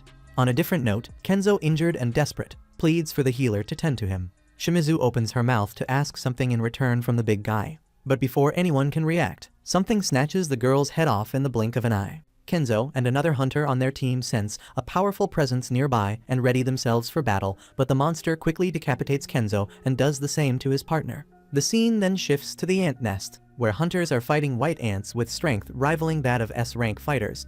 However, their predictable movements make them easy prey for hunters employing varied tactics, who take them out one by one. Chahi remarks that these ants have an incredibly tough exoskeleton, though Dong-wook is relieved there aren't many of them. Byung-gu adds that even if their numbers increase, he'll support them from the rear. Yoon-ho is surprised by that confident remark from someone who usually shies away from combat, and Byung-gu snaps at him to drop the sarcasm, reminding him that these ants can survive even if decapitated, so they must be crippled instead. Understanding the point, Yoon-ho cripples the ant he just defeated.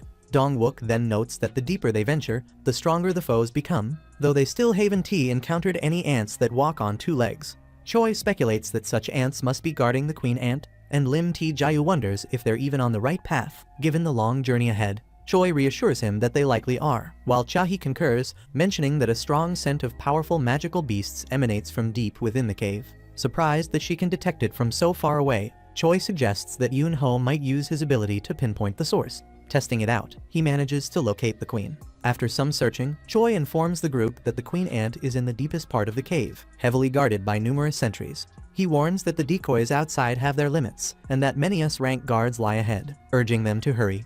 Though he admits the upcoming battle will be challenging due to the queen ant's unknown strength, he remains confident that their lineup will secure victory.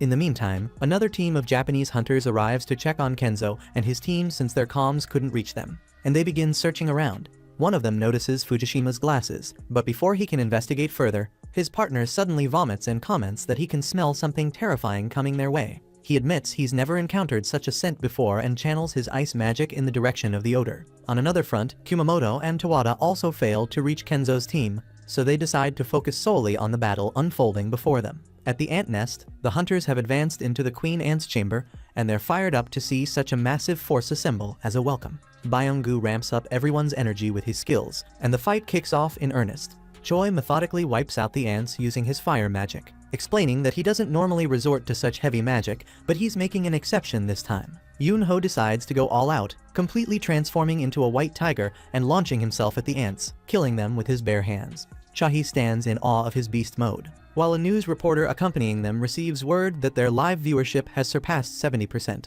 The reporter is urged to get closer for clear footage, but Byung-gu quickly stops him, reminding him that this is an S-rank raid and he must stay back.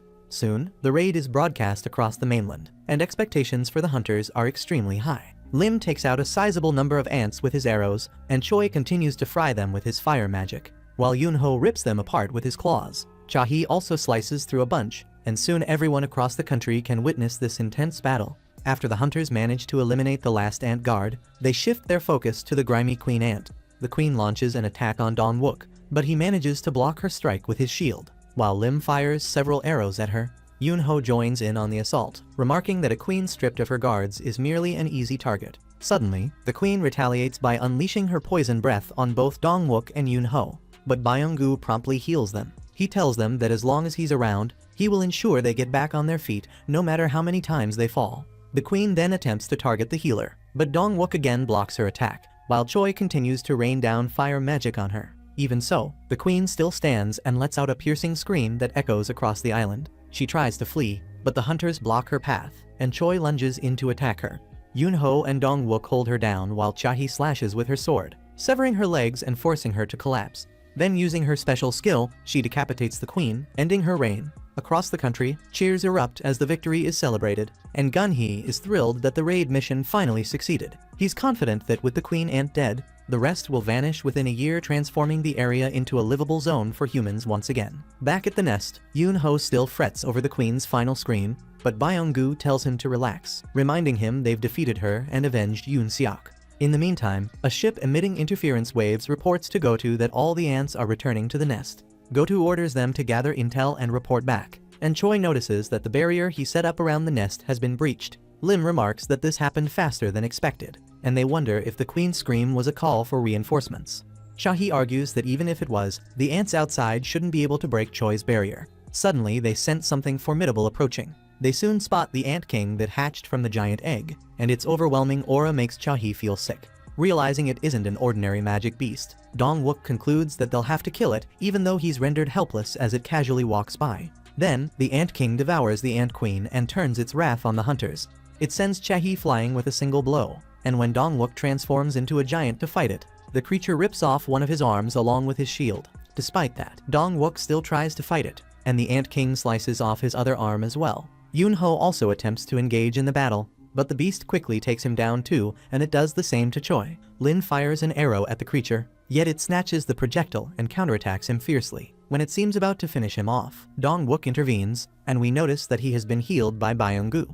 We then learn that Byung-gu has gone into hiding using his camouflage skill, which renders him completely invisible once activated.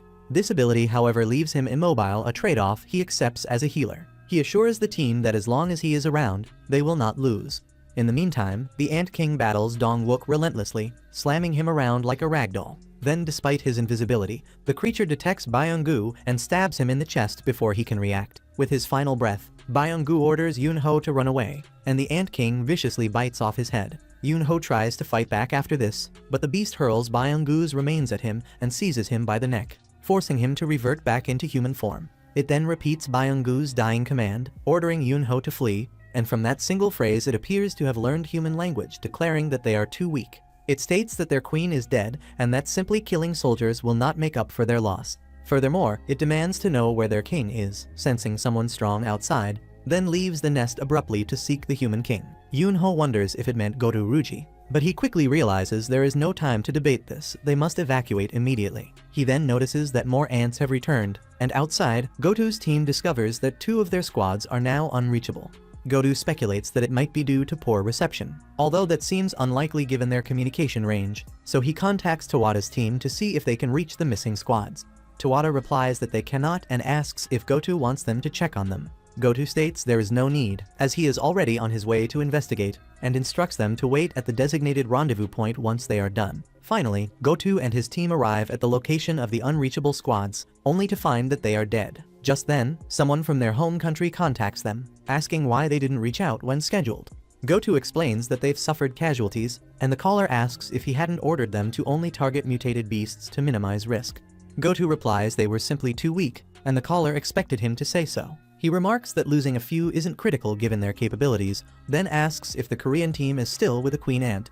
Goto confirms they are, adding that they recently found the interference wave isn't working and that all the ants outside have returned to the nest. The caller then wonders what their survival chances are, and Goto states it's 0% considering their strength. The man orders a temporary retreat, instructing them to advance later with a second assault team from the sea. He explains that they will pretend the Korean hunters died, even though they did their best to gradually weaken the neighboring country's power, paving the way for Japan to conquer the S-rank gate. Goto then informs his team that the chairman has ordered them to retreat and regroup. Before they can do so, the Ant King attacks, taking out the girl in their group. Goto commands Hoshino to retreat immediately and join up with the second team along with Kumamoto's group. Though Hoshino is hesitant, Goto insists his presence only hinders progress, so Hoshino departs.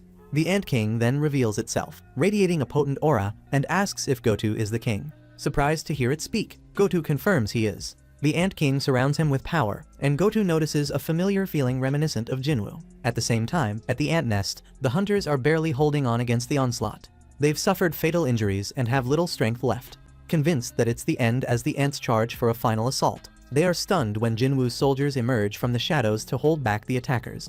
In that moment, Jinwoo swaps positions with one of his men, declaring it's time to hunt. At the same time, part of the swarm of flying insects descends, but the specters hold them off using their top-tier fighters Tusk, Iron, and Egress, who deploy their exceptional skills to keep every foe at bay.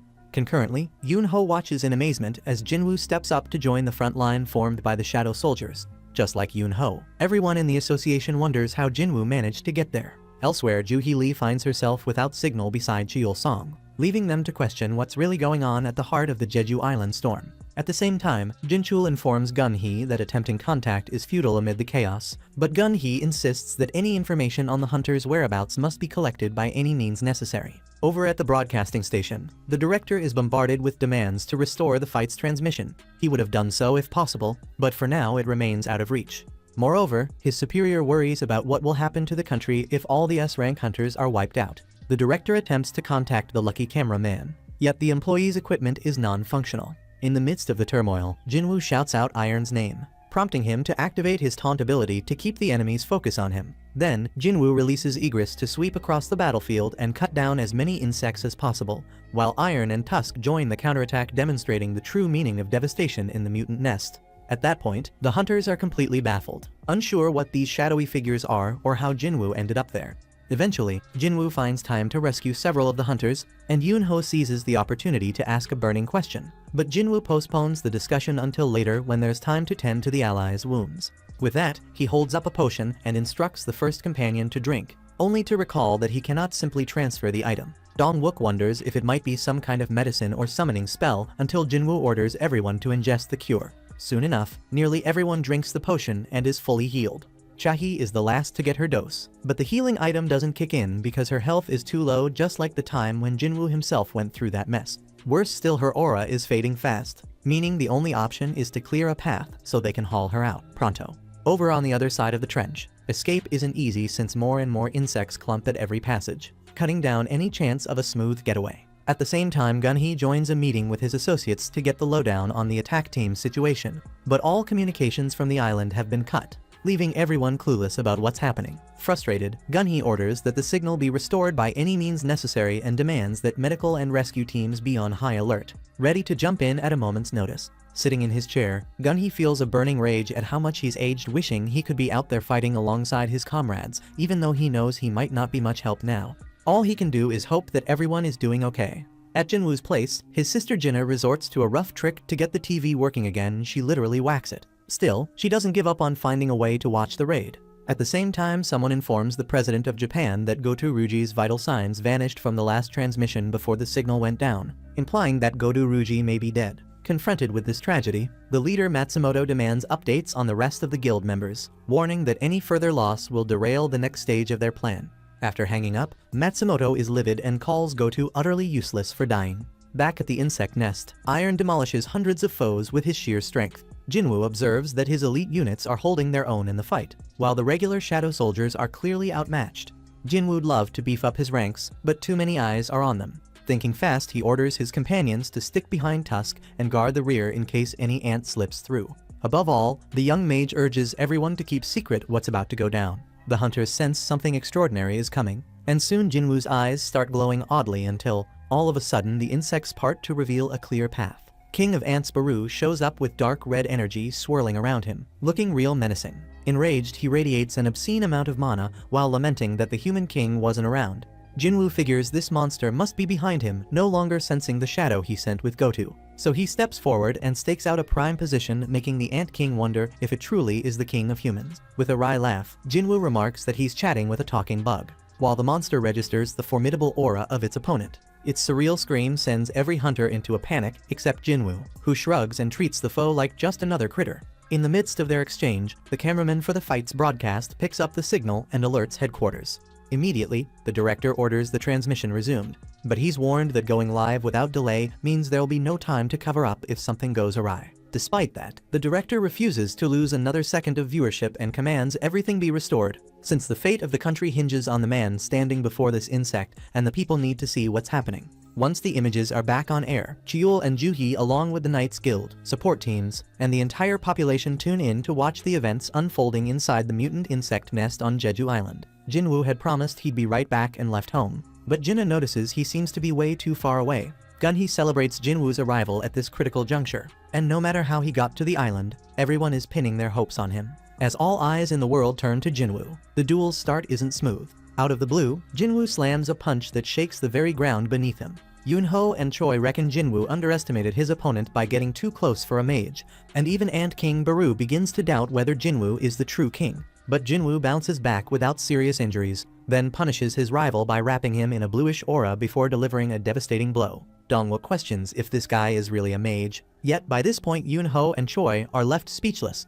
The Ant King withstands the hit masterfully, leaving Jinwoo to wonder if its tough exoskeleton is the source of all that resistance. The moment Ant King jumps back into the brawl, Jinwoo doesn't flinch. He pushes forward, keeping the pressure high, and the bug doesn't back down either as it turns the fight into a brutal slugfest. Even the A-rank cameraman can barely keep it together from the shockwaves. At first, the Ant King thought it was untouchable, but every move Jinwoo throws is on a whole different level. This ain't your regular hunter, and for the first time, the Ant King is spooked. Then Jinwoo lands a crushing punch right across its face. Ant King stumbles but flashes a twisted grin. Its long, venomous tongue shoots out and slices Jinwoo's cheek wide open. Suddenly Jinwoo freezes mid-motion, his body locking up as panic creeps in. Jinwoo mutters, "What the hell is this?" But the Ant King laughs and spits the answer. That tongue is laced with a cocktail of toxins from ocean creatures, supercharged with magic.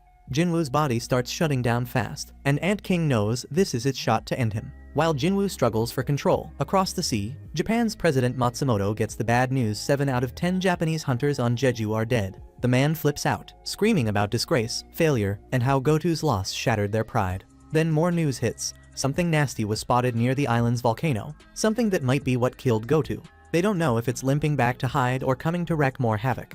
Matsumoto smells an opportunity in the mess. He figures that if any Korean hunters are still alive, they're probably tangled up with that beast, which means they're weak and Japan can swoop in and take control. So he orders the remaining Japanese hunters pulled out and sent to regroup with a backup squad waiting offshore. One of the surviving hunters gets the message. They've been shifted to Plan 9. Hoshino, the one who witnessed Goto's death, starts freaking out. He grabs his teammate and warns her that whatever they're facing is not something they can kill, and she shakes him to snap him out of it. But he's clearly cracked. Still, she reminds him they don't have a choice because orders are orders. As a chopper heads their way, back at the nest things get wild. Jinwoo, paralyzed just seconds ago, suddenly forces his body to move. Against all odds, he pushes through and slams a punch into the Ant King's gut, hard enough to send it flying and crashing into the cave wall. Jinwoo, despite being poisoned, keeps moving and Choi wonders how on earth he managed it. Yoonho shrugs, saying nothing from Jinwoo ever surprises him anymore. Jinwoo figures the insect was holding back because it had a secret weapon, while his own body recovered thanks to his detox ability. Looking over at Chae, he realizes the same applies to her. He needs to get her out of harm's way as soon as possible. So Jinwoo charges at the Ant King with a kick, but Ant King easily dodges his attack.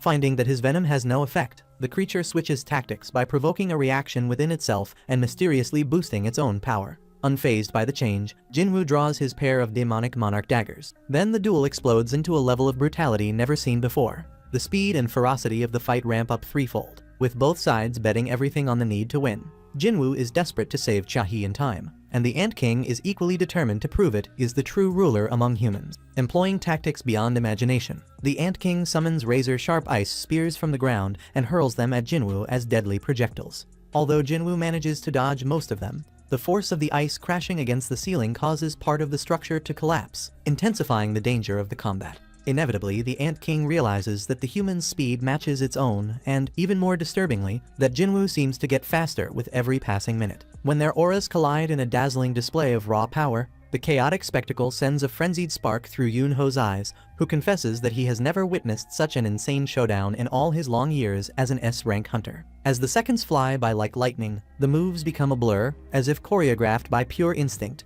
Jinwoo roars in anger as he lands a crushing strike on the enemy, but the insect rebounds with an agility that seems almost absurd. In that split second, Jinwoo sees the Ant King's claws lurching toward his eyes like a quartet of knives. In the midst of the chaos, his fatal strike skill suddenly evolves to a mutilation level, an unexpected upgrade forged by relentless force training. This spontaneous boost gives him the power to retaliate, and he counterattacks with his infernal daggers, slicing off large chunks of the Ant King's arm. Seizing the momentum, Jinwoo opts for further devastation, tearing off more parts from his opponent in a display of brutal precision.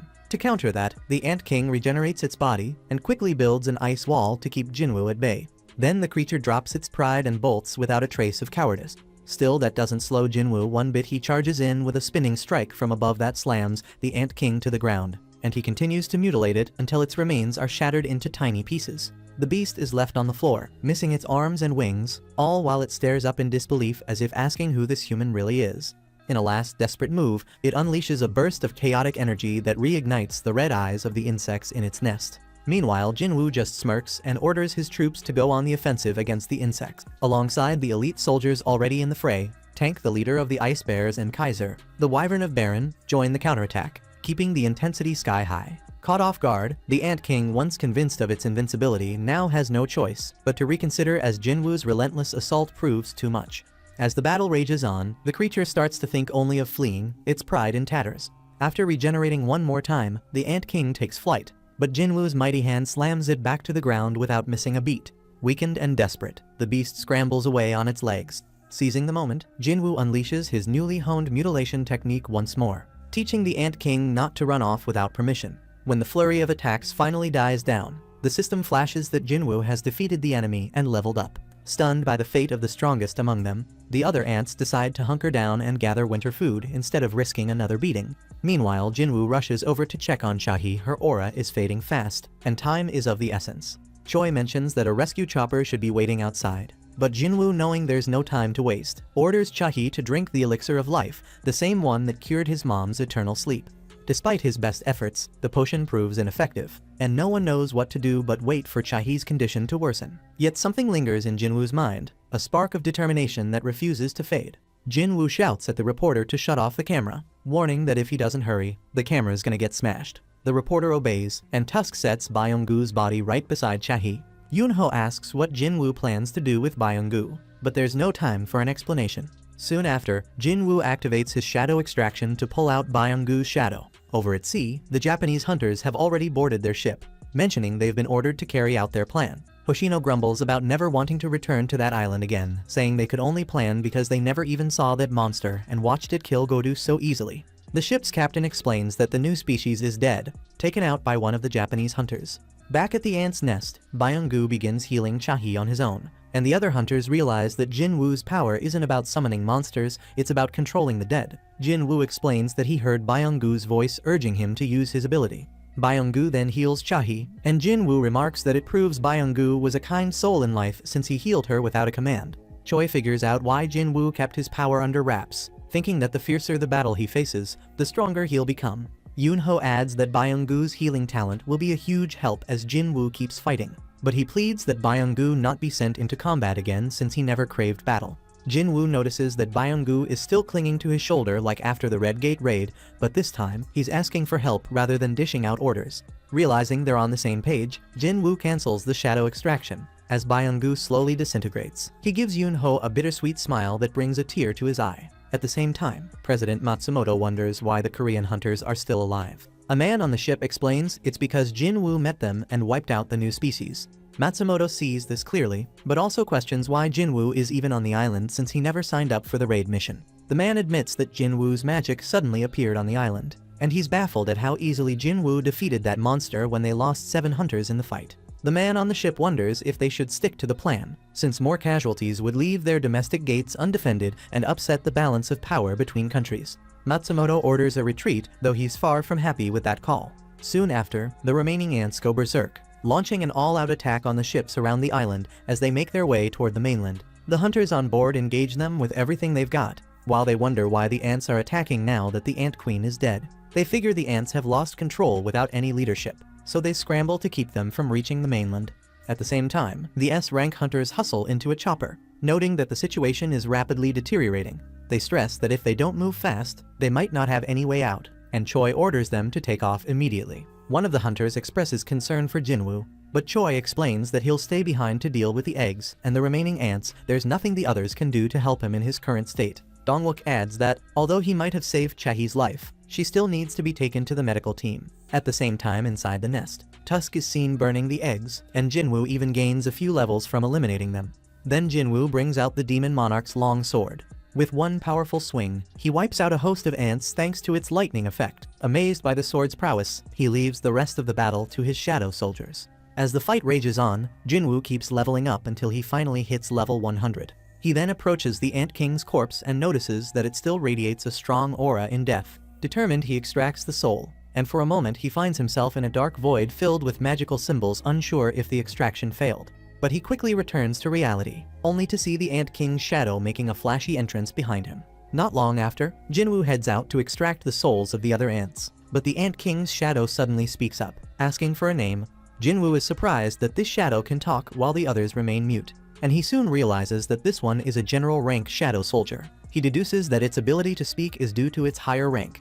Jinwoo then asks the shadow if it wants to follow him, knowing full well that it was the one that killed him. But the shadow coolly replies that it is not dead. He was reborn through the power of his king, his heart bursting with pure joy. He vows to follow Jinwoo forever, and Jinwoo names him Baru. Then he rouses the other ants, and soon it becomes clear that some of the swarm have reached the mainland. The hunters stationed there notice that the ants have breached the sea defenses and refuse to let them in. They engage in a fierce fight, taking down ant after ant, but the numbers are overwhelming. Back at the nest, Jinwoo watches everyone struggle against the relentless horde, and Baru informs him that roughly 4,000 ants have lost control. Seeing the sheer scale of the threat, Jinwoo orders Baru to cut down their numbers immediately and heads out to handle the situation himself. On the mainland, Cheol Song is busy slaying ants alongside Juhee Lee and several other hunters when one sneaks up to attack him. At that very moment, Ant King Baru swoops in and quickly dispatches the assailant with super speed. Cheol, stunned, notices a blue streak of light that obliterates the ants in the blink of an eye.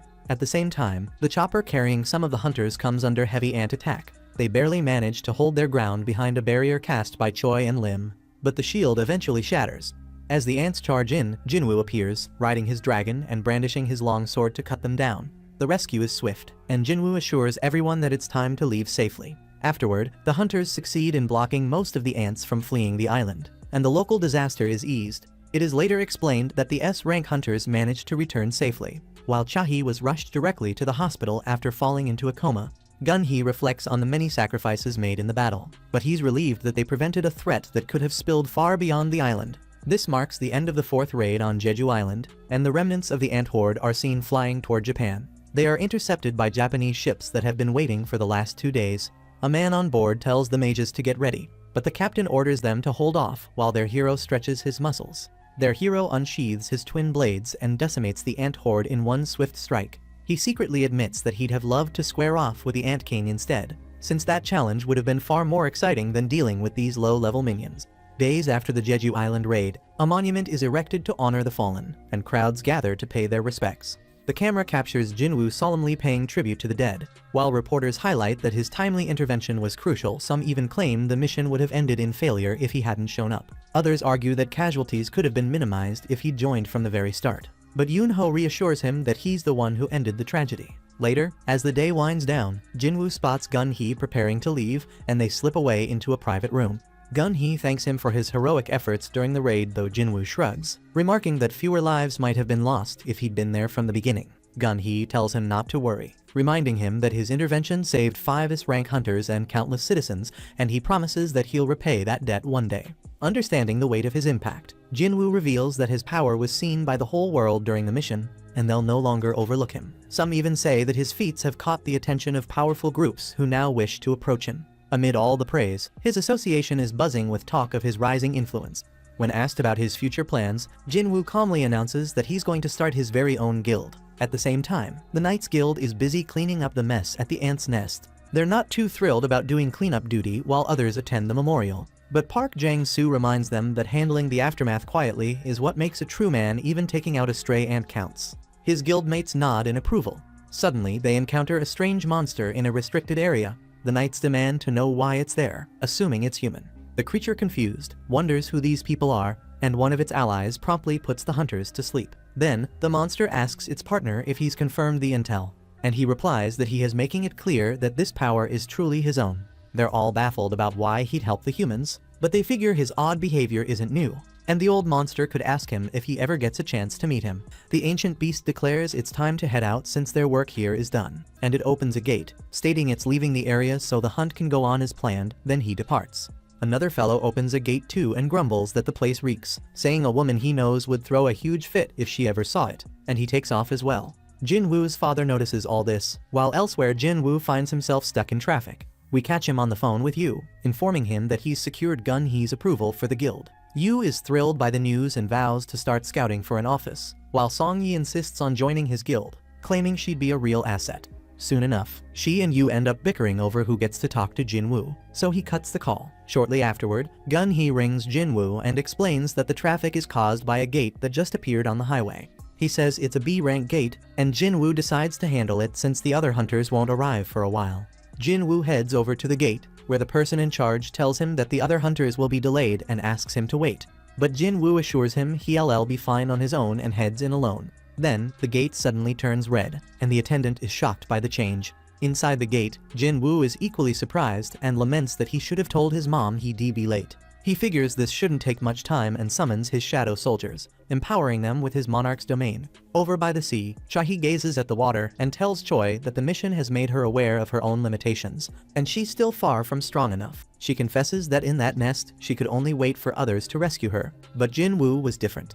She dreams of catching up to him and standing shoulder to shoulder, even though she knows she needs to get stronger first. At the gate, Jin-woo's shadow soldiers engage the monsters and wipe the floor with them. They soon finish off all the foes, and Jin-woo wonders who his next target will be. Thanks for watching. Please hit like and subscribe, it makes all the difference.